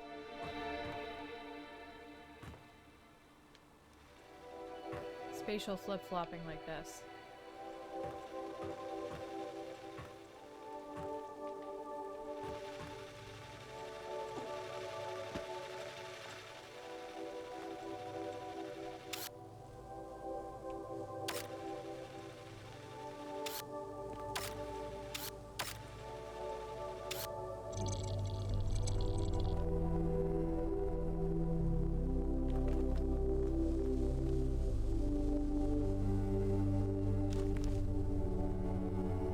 White.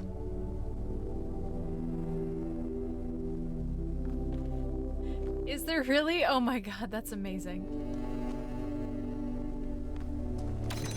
I think I get disengaged from it, like, poorly.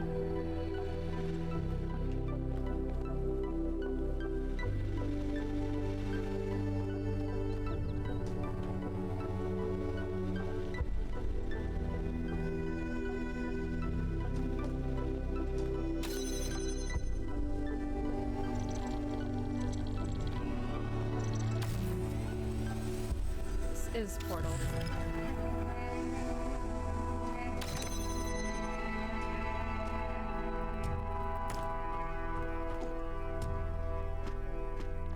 Yeah, I don't think this is very well. This is very well, like. Oh no, that is blue.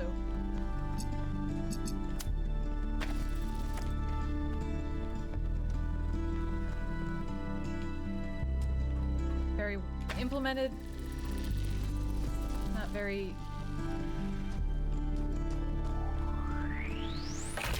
mechanically graceful.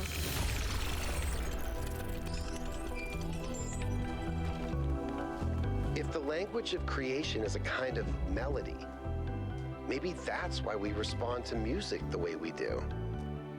Because we recognize something that can't be expressed in any other way. And when we play music, we participate in something ancient, in an act of creation. It's interesting that Yakut is having this, you know, moment. Come on, out with it. What's the problem? I know you're very busy, but you need to pay more attention to what's happening. Everything's slowing down. People are losing track of the bigger picture. They're still traumatized by New Alexandria. It's more than that. When I organized the last expedition, I had real trouble finding volunteers. There's no enthusiasm for the outside world anymore. They want to look away from history, pretend there's no past and no future. I'm really worried, Athena. Okay. I promise I'll look into it as soon as I'm done with this.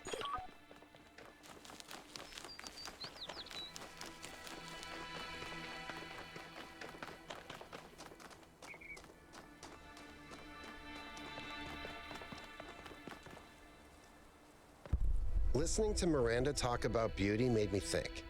Okay, this might be super weird and kind of pretentious, but I honestly mean it. I love him. What is beauty? Oh boy. Like, where does it exist? Is it just in our minds? Or is there some objective component? something quantifiable. I always thought it was just perception, but if I understand her correctly, Miranda sees beauty as a property of the universe itself.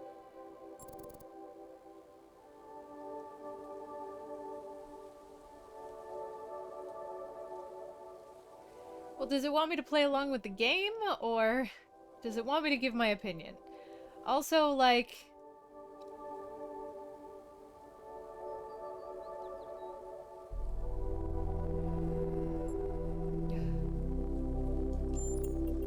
Interesting. So the more humans there are, the more we spread across the world, the more beauty there is. It's not what I meant. But then, doesn't it follow that it's our duty as a species to grow? No, because that's not what I meant. To make the universe more beautiful?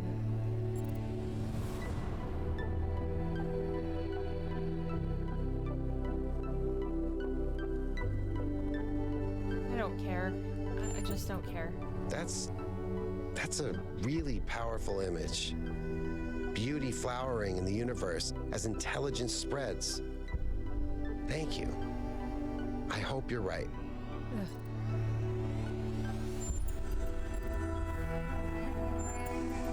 I think that's one of the most beautiful things I've ever heard. I hope it's true. What kind of music do you like? Okay, this may sound like a robot joke, but I love heavy metal, especially the more melodic kind. It's big, it's epic, it's full of emotion. You can really get lost in it. Actually, I named Bruce after Bruce Dickinson, the lead singer of Iron Maiden. They used to call him the air raid siren, which is also what my Bruce sounds like. That's great.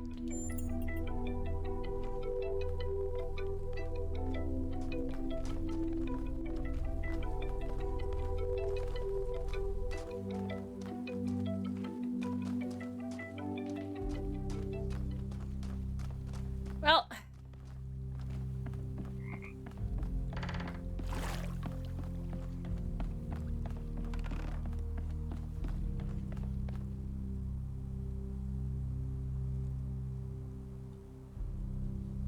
bees? How do we have bees in the future?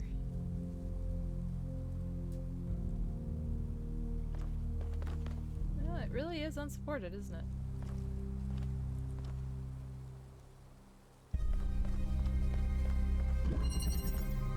I don't think I enjoy this mechanic.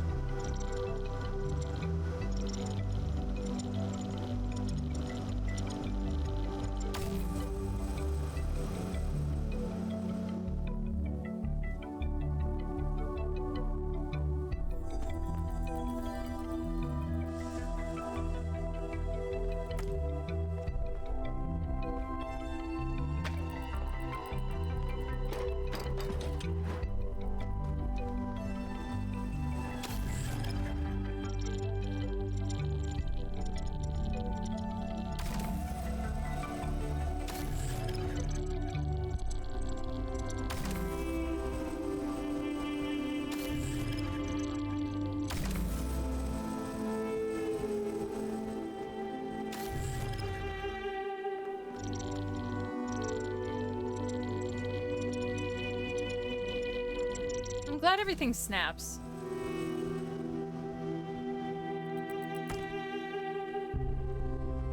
Nope.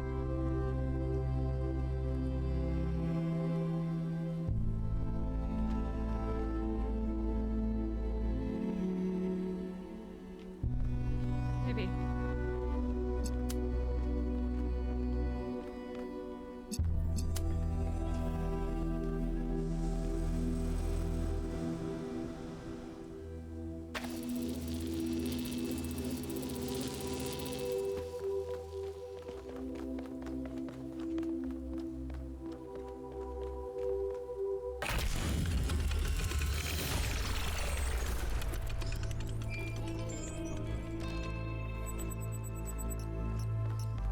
think I don't like the extra dimension that this adds.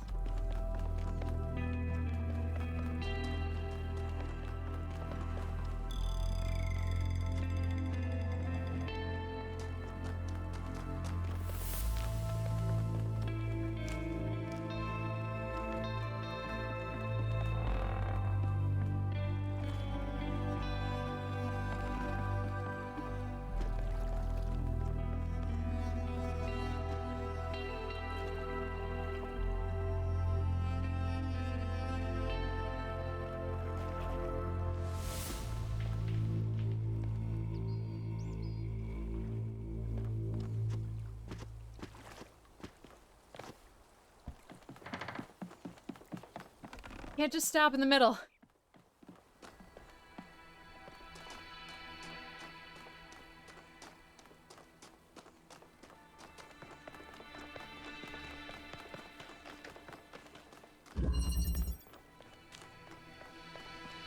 Upward migration.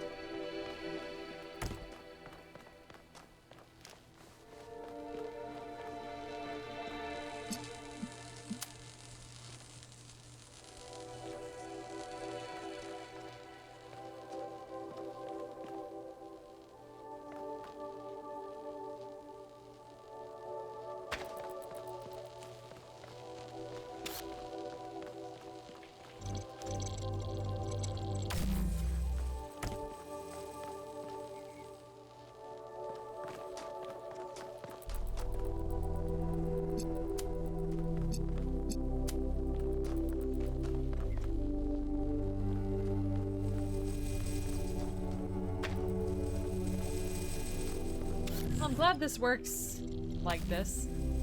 Yes.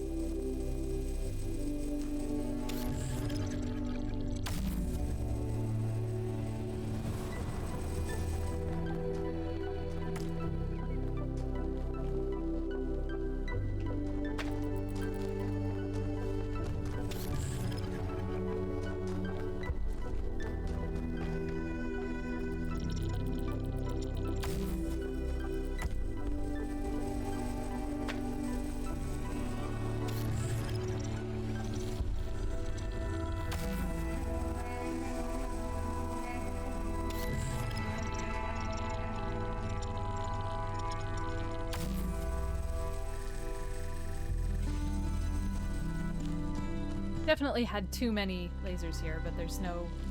I wasn't sure what I'd need from the start, so this was the most efficient way to do it.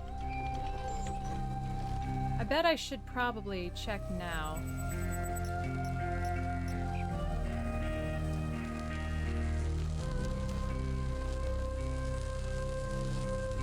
If there's any... I don't see any connectors. That doesn't mean anything though.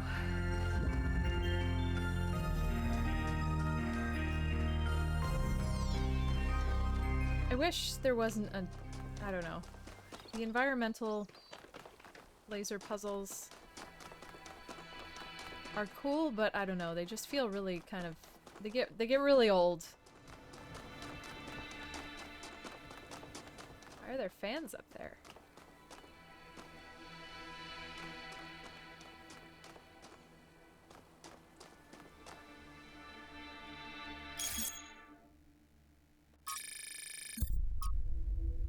We've seen multiple cases of anti-gravity on the island. The potential industrial applications of this technology are staggering. So many of the challenges we face when trying to build involve gravity. Moving things, lifting things, keeping things steady. One could say that a significant part of human history has just been a long struggle with gravity. With anti-gravity, all of these processes would become simpler and safer. A victory for humankind, as Byron would undoubtedly say. Sorry to be a grump, but what's going on with our battery tech? I had my battery replaced just a couple years ago, and it's already constantly in need of recharging. I can't spend half my life in sleep mode. Is this really what we're coming to? This is exactly what we're coming to. Battery ingredients are rare. We can't scavenge further without building outposts. Herman shut down the mine project. What did everyone expect? You should learn to live with less. Sleep mode is a great time to meditate and think about our place in the universe. Do you really need to be active all the time? Let's not start a panic about a minor technical issue. Mistakes happen, Stolo. Please talk to Pellegrino or Neath about getting a replacement, which I'm sure will work a lot better.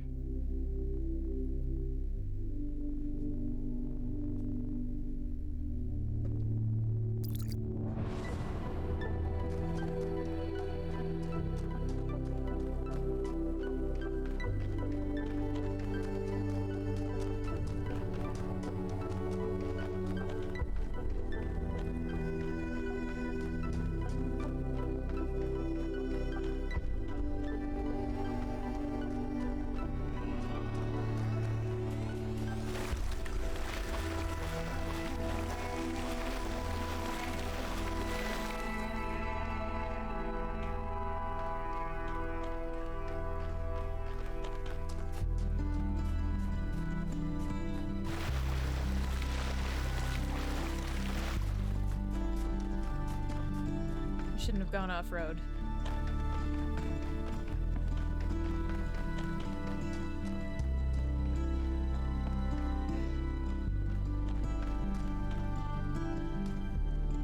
Oh. She doesn't have one. Pardon.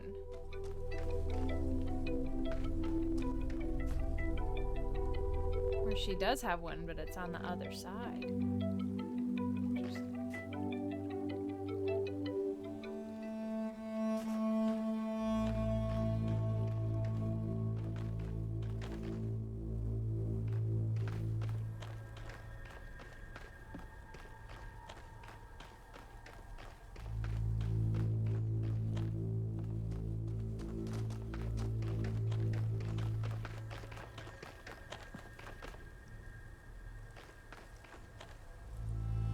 I feel like that's cheating, all these lines, but whatever.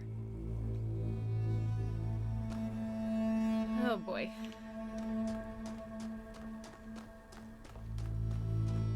Might not have enough practice to do this one yet. Question block. Does that mean I have to hit it with my head?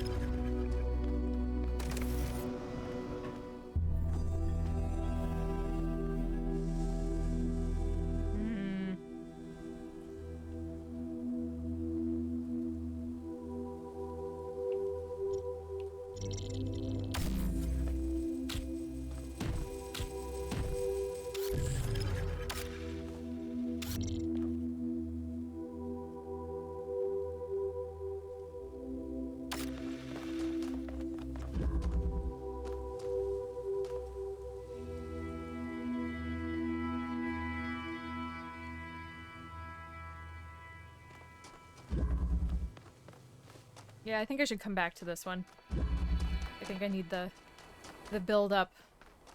I shouldn't have run so far off the course.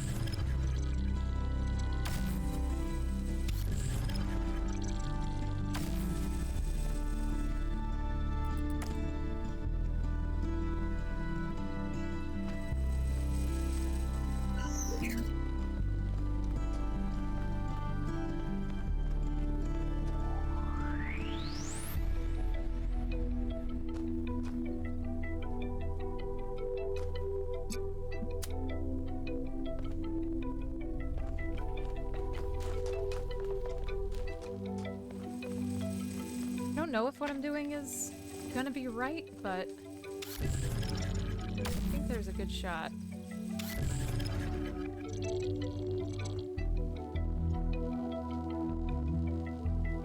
Oh, that does connect from there. Alright, so... I don't know if we should leave it or not.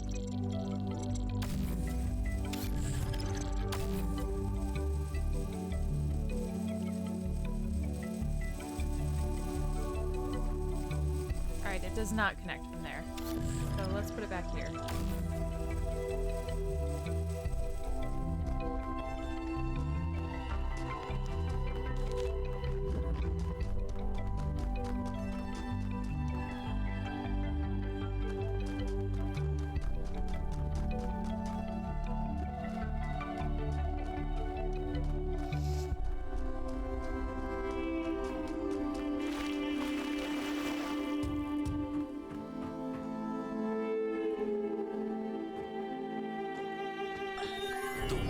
See around us may not always be as it appears.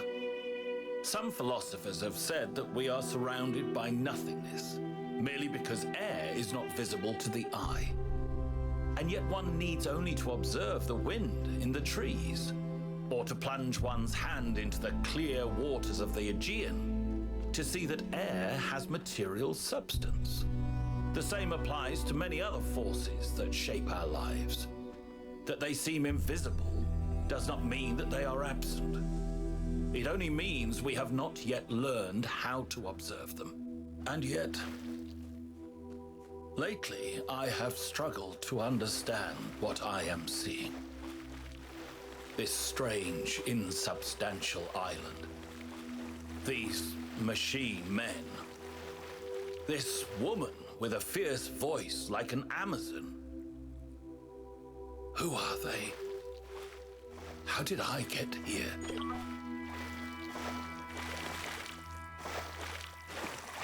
You doing some time travel shit?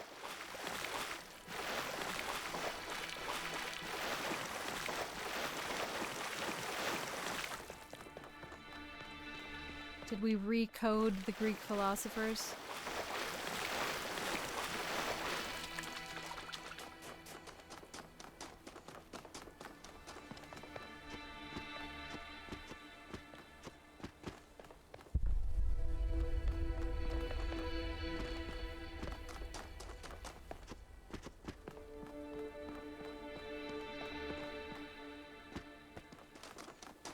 Interesting.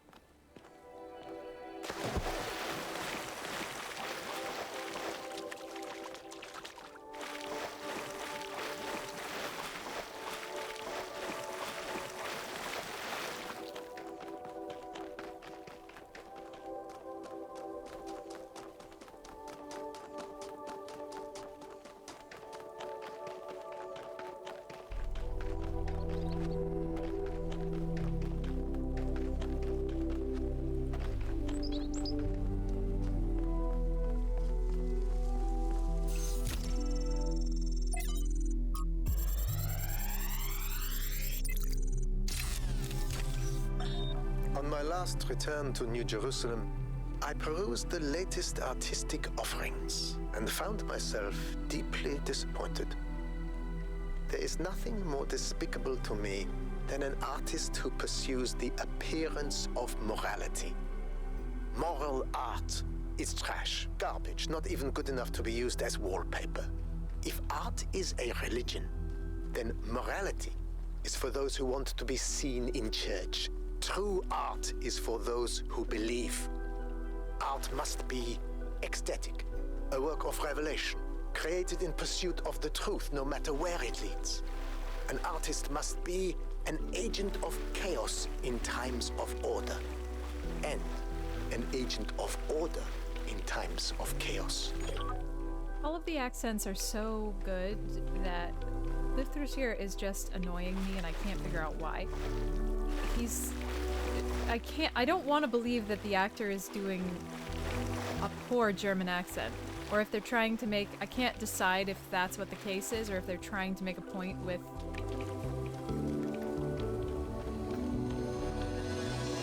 several overlapping accents, or if it's some specific something that I'm not aware of.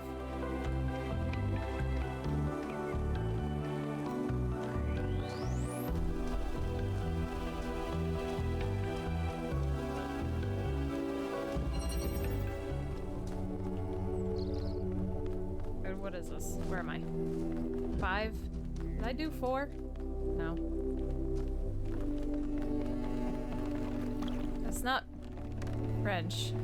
I mean, it feels like halfway between German and French. It feels like he keeps losing one to get the other.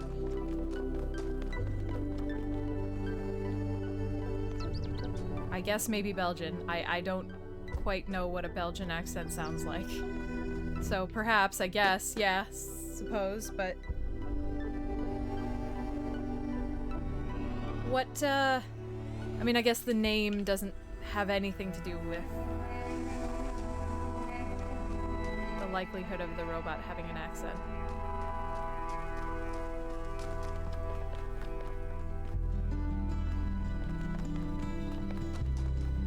Is this... Okay, so that is a path.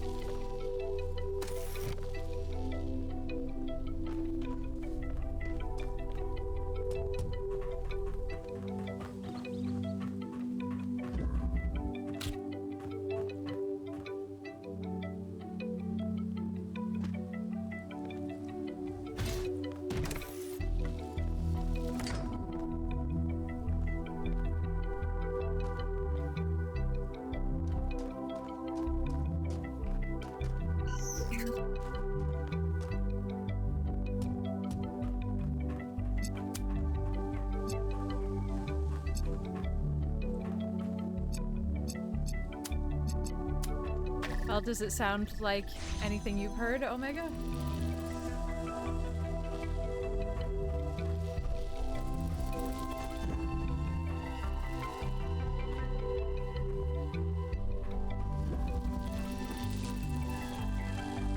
Okay, that's blue.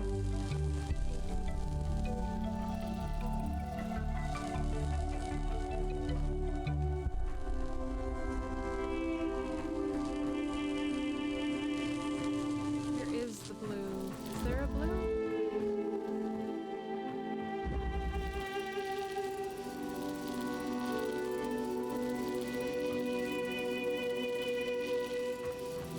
Oh, it's right there.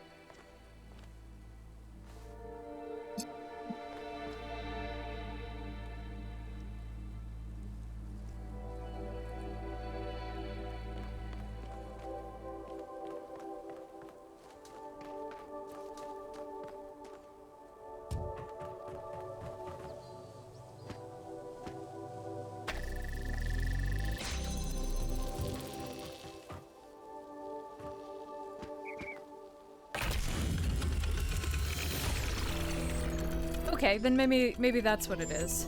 Because that I would buy. I've known Byron since I would buy German, French, and a little Italian for what upgrades Liv on the Throws original Soma design, and he was the first to volunteer to upgrade his existing body. Yeah, he was a big supporter of upgrades. Deliberate evolution, he called it. Athena and Cornelius were very kind to me, and so was Byron, but he also made fun of me. And oddly enough, that made me feel more like an equal than anything the others said.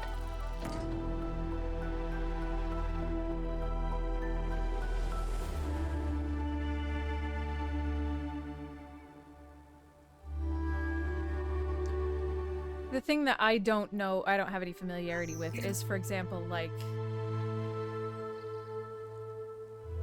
the thing that, or the situation that I'm most familiar with is like a lot of I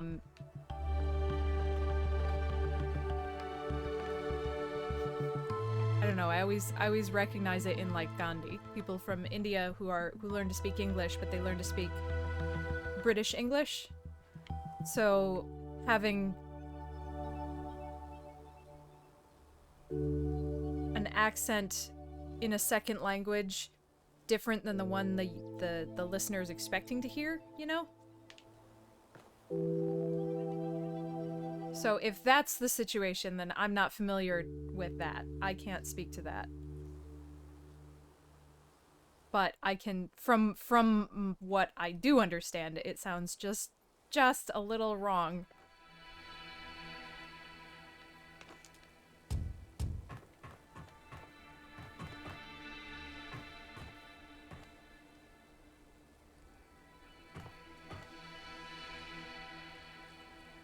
that's the wrong statue.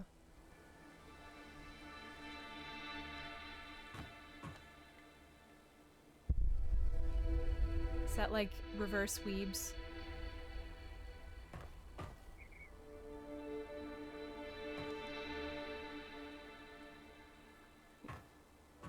Instead of people who learn Japanese because of anime.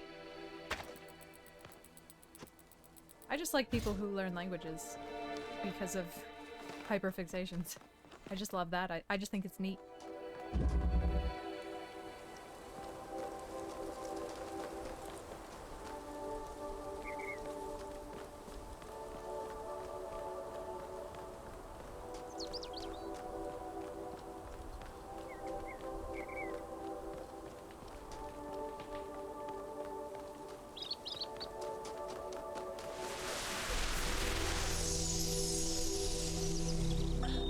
Today, for the first time, I synthesized life.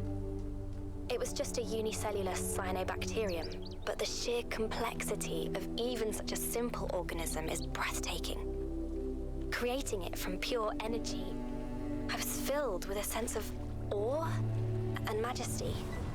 A sense that what I was doing was sacred. It made me think about the enormous power of life. 2.5 billion years ago, these simple beings terraformed the entire planet, creating the oxygen that underlies the Earth's incredible biodiversity, wiping out thousands of other species, but making the future possible.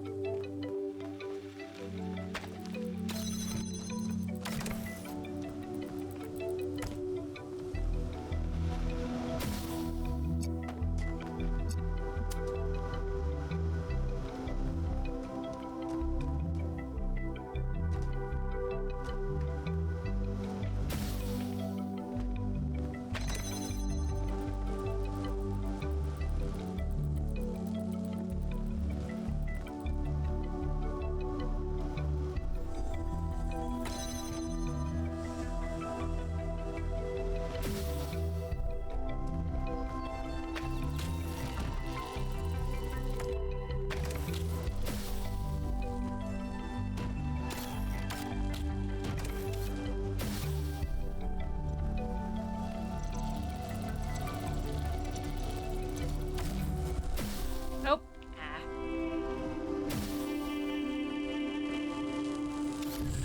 Nope.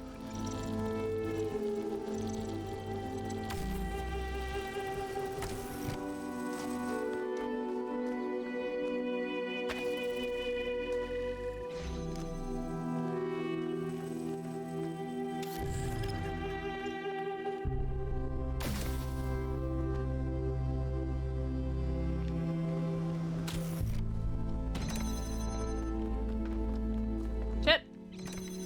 One more.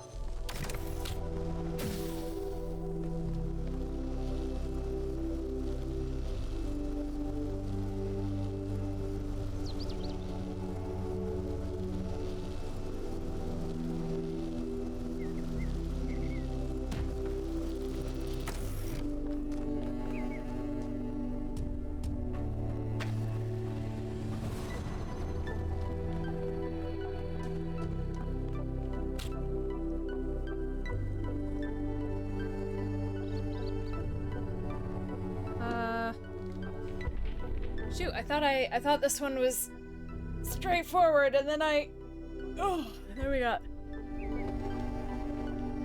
then we hit a wall.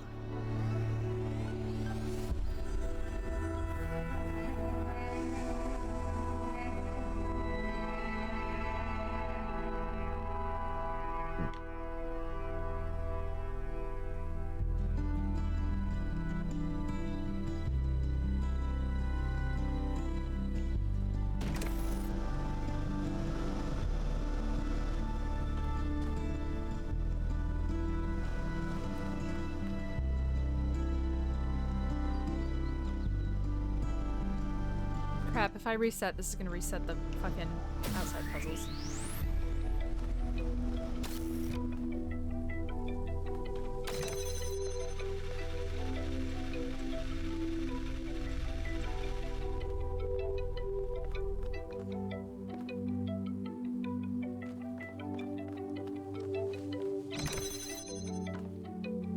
Develop somebody else to do it?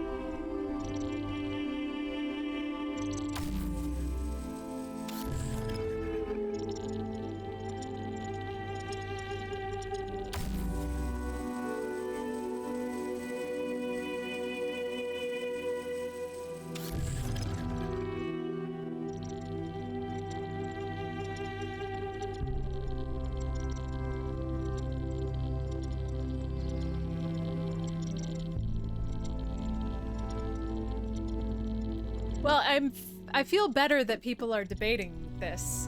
So it's not just like, wow, Allie, you're a stupid dumb idiot who doesn't know one single thing. So that's nice.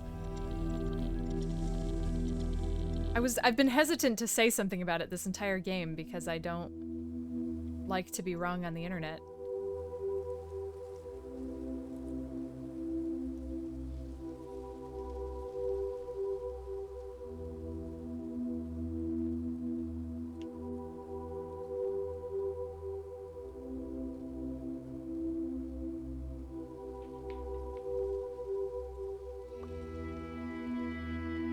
Getting about this. I don't want to set the overworlds back again.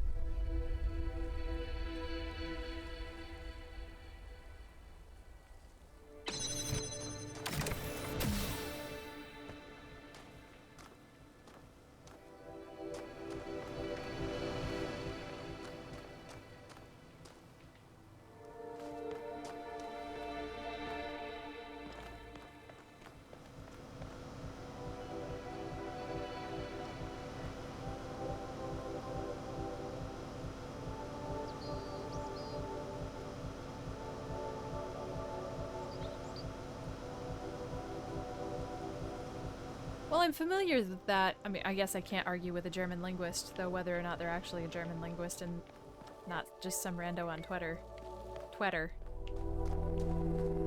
is of course up for debate. But I'm familiar with the way a German-speaking person would. It's like the back of the throat. I cannot make the noise by itself.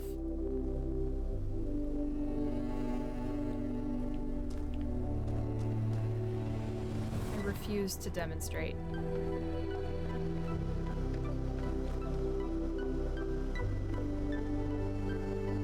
Like, instead of saying the R with the front of your mouth, you say it with the back of your throat.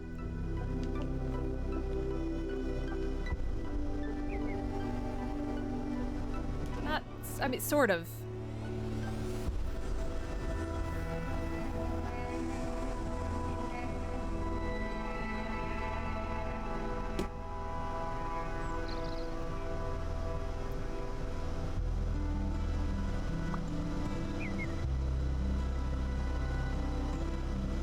What's this one called? Recycling.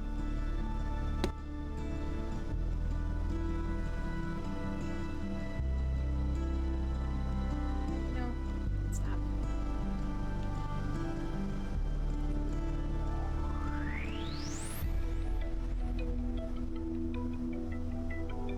That's also fair, Pugs.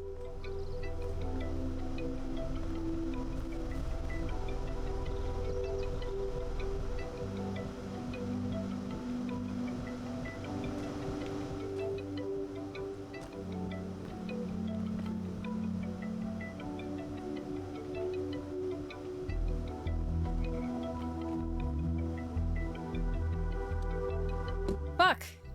I don't want to reset all the work I did in the world!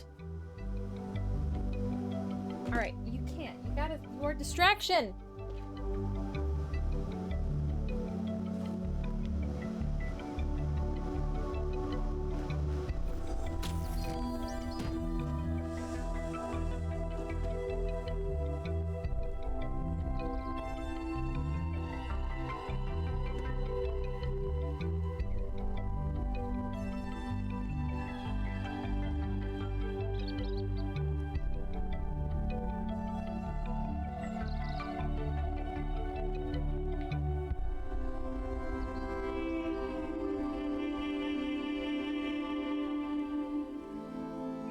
Recycling implies to me that we have to cycle through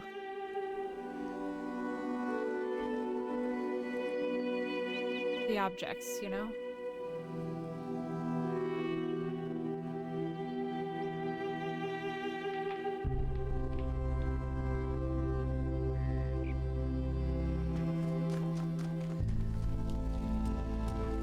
I think this is gonna fuck me.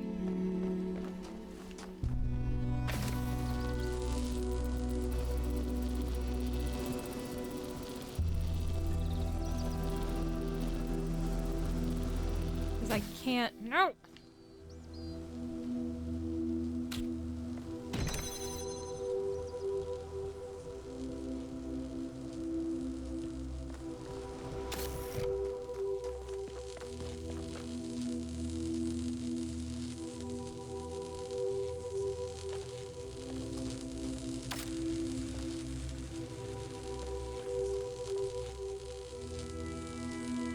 Oh.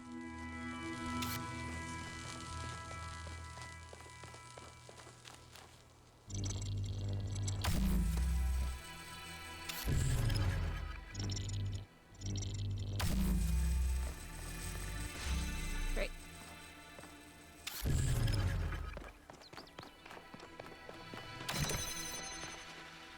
Okay. I blame the language discussion. Well done.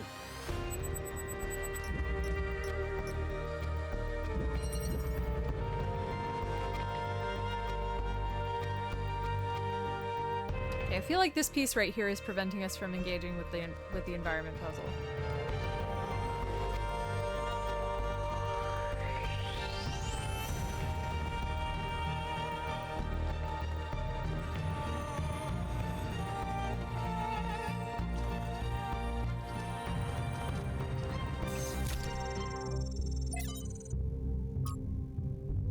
How it was before, from JJ Nakalembe's Aquaba to Antarctica, Moments of Transition and Revelation. My great-grandmother lived to be 108 years old, retaining her sharpness of mind to her last day. A couple of months before she died, I interviewed her for my podcast. At the end, I asked her the same question I asked every guest. What is something you wish everyone understood? She thought about it for a while, and she said how it was before. She tried to explain how much time she spent every single day on utterly mind-numbing activities, like hauling water from a well, and how radically everything changed when their area was finally connected to the electrical grid. Before, there was no time to live, she said. No time to be free. Only work, work, work. I countered by saying that there didn't seem to be much time to live now either, but she laughed derisively. I had no idea what work really meant, she said. Young people were weak and feckless, and that's why they let corporations exploit us. Slightly unnerved by her harshness, I asked her if she missed anything about that time. Old photos. Your village seemed idyllic to me, but my grandmother quashed any romantic notions I might have had. The past is bad, she said with finality. Let it be. So many thousands of generations of suffering. Even a single life full of tragedy seems outrageous and unacceptable to me.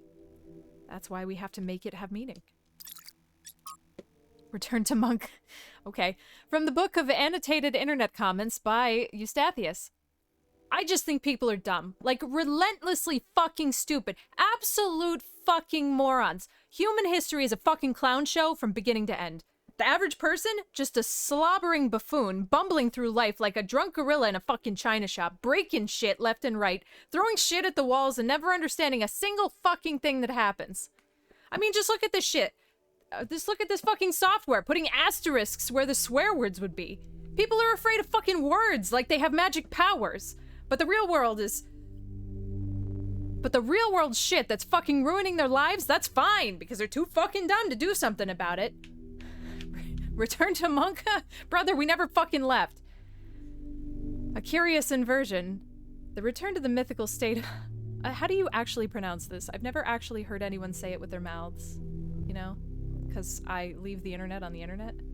Is it Monka? I don't know. Monkey is usually portrayed as a material return to earlier stages of development, but here the author instead portrays it as a mental state that has never been surmounted. That has never been surmounted. Let's give a little bit more weight to the word surmounted in that sentence. I would like to meet Uncle Eustathius one day. He sounds like someone who's always curious about everything.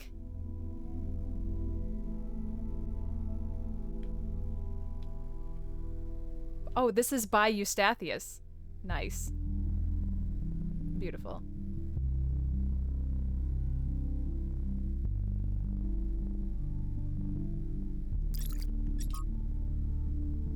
Hypatius Journals, Volume 1, Founding of New Jerusalem, Day 421. Couldn't be 420? You couldn't found New Jerusalem on Day 420? Come on. You're making a utopia. It's supposed to be... The first new human arrived today. Calls himself Arkady after Chernyshevsky. Spirits are still dampened by the loss of Yemo, but everyone is making an effort. I feel a little sorry for him. He's still so curious, jumping at shadows and staring up at the night sky, just like I used to do. And here we are, a bunch of grouchy old humans that have seen it all and are weary and tired and sad. I wonder what he makes of it all. But be that as it may, we're making good progress on the new living area, although Arkady will have to use Yemo's old quarters for the next few weeks. 420 days old, and they're already old? I do have to agree that, you know, we got away from having to draw water from the well, the manual, mind-numbing, dumb labor. But I also have to agree with Grandma there. Why do we sit in cubicles for 8 hours a day? Why do we do that? Why do we let someone tell us we have to do that?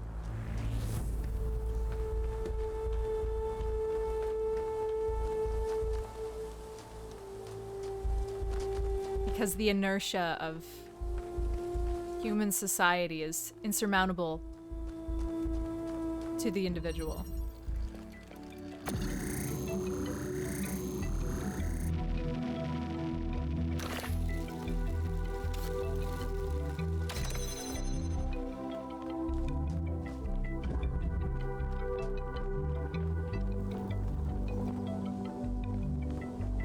Already forgot what this one's called.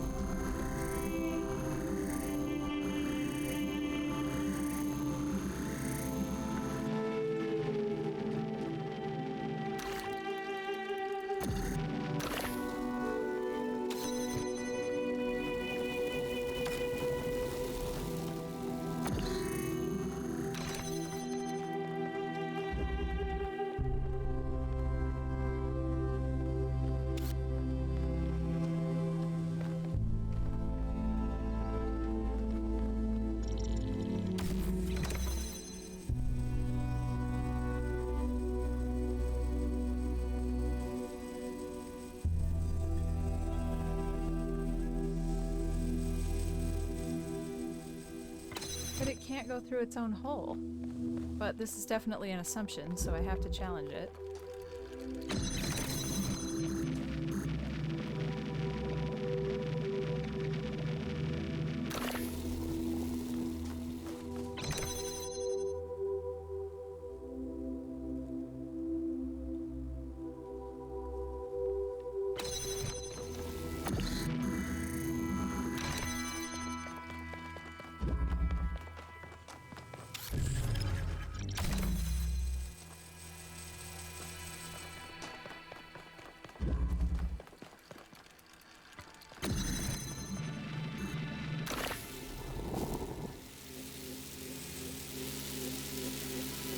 That's bullshit.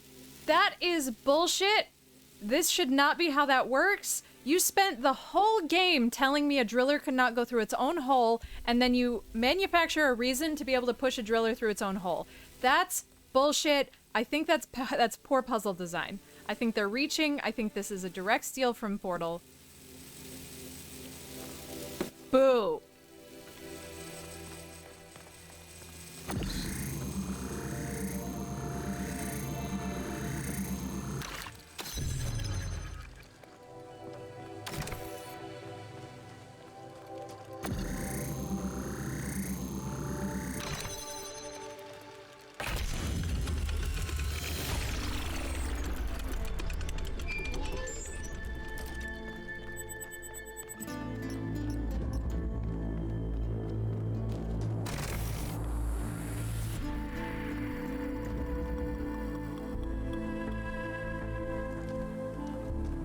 I'm not arguing that that's the mechanic that they chose, and that is, I mean, it didn't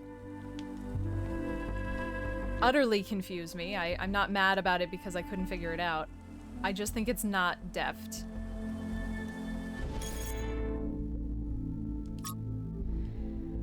Digging through the archive, I was surprised to discover that there's a movie based on the Talos Principle.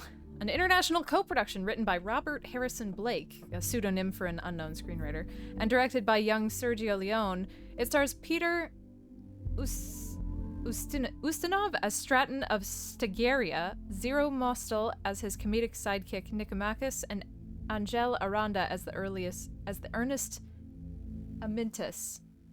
It's not a realistic biography of Stratton, but a kind of sword and sandal fantasy epic that culminates in Stratton building a replica of the mythological robot Talos to defeat the war-crazed Spartans. Ah, have we been listening to the movie the whole time? That part is fun and surprisingly well done for its tiny budget, but the movie also contains a number of fascinating dialogue scenes inspired by Stratton's work. Ustinov as Stratton has a line that I really liked. There are always hard times in human history, Amintus. Do you think we are the first to be besieged by enemies, or to doubt the wisdom of our allies? But while yesterday is set in stone, a better tomorrow is always within our grasp. That's fascinating. Thank you for sharing. How weird that this film is not better known. It's what Trevor said in that audio file 1K found. Great art isn't always appreciated in its own time. It's not like people particularly love Stratton himself, but we can appreciate it now. The environment has been modified to allow life to spread. Most of the life forms can be found in other parts of the island as well, but some appear to be endemic to this region. It's possible they were genetically modified to be better able to survive here. There are some particularly gorgeous dragonflies that I cannot help but think were deliberately designed to be beautiful. Maybe I'm making the same mistake our ancestors made, seeing intent where there is none.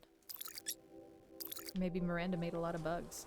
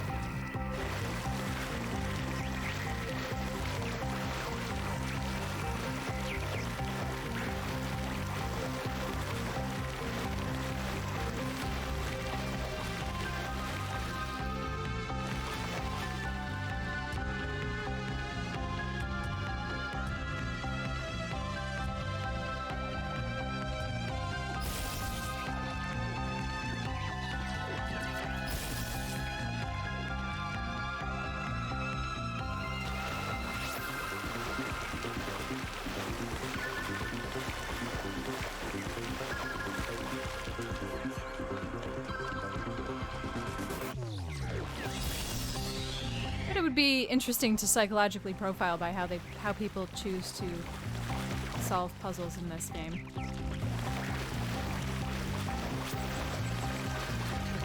I feel like the vast majority of people, especially people who had played Talos Principle 1, probably spent an inordinate amount of time in the first level secret hunting and refusing to follow the stated path. But I wonder to what level people after that stuck with the path versus freeform explored.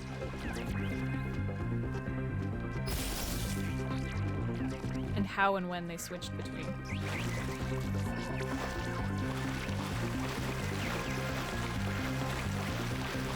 Really?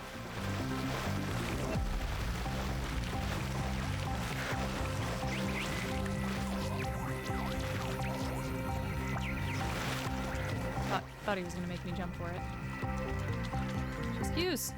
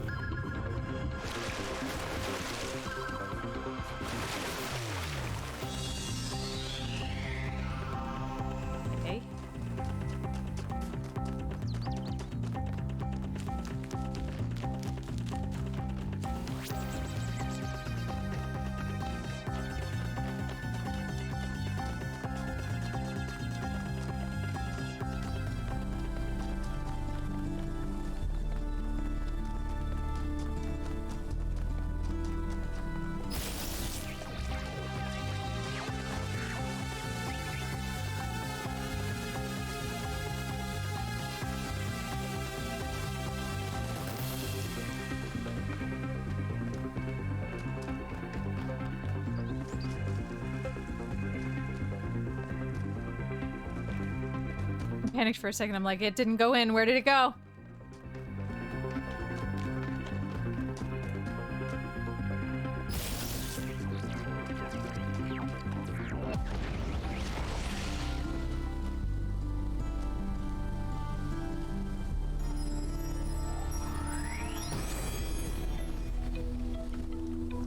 You must yearn for a better world. Yearn for it with such intensity that your heart suffers. Keep your eyes on that distant vision even when you know that you may never reach it.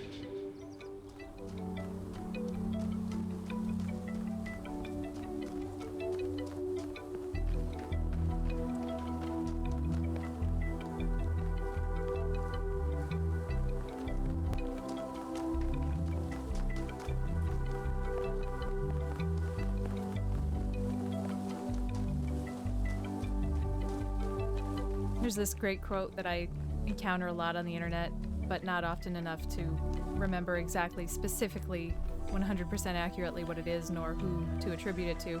But it's like, you're not required to finish the work, but neither are you at liberty to ignore it. I really like that as a worldview.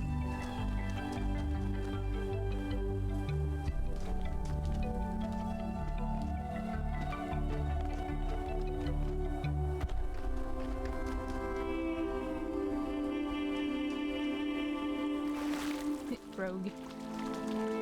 Alright, where am I going? What's going down? What am I doing? Where are we? 7.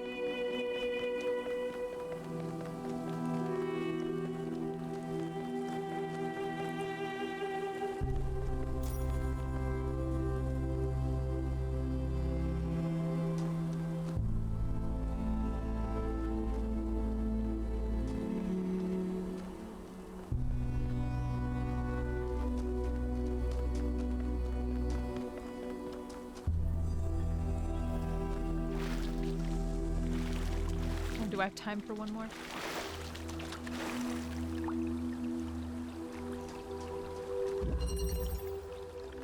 Delivery.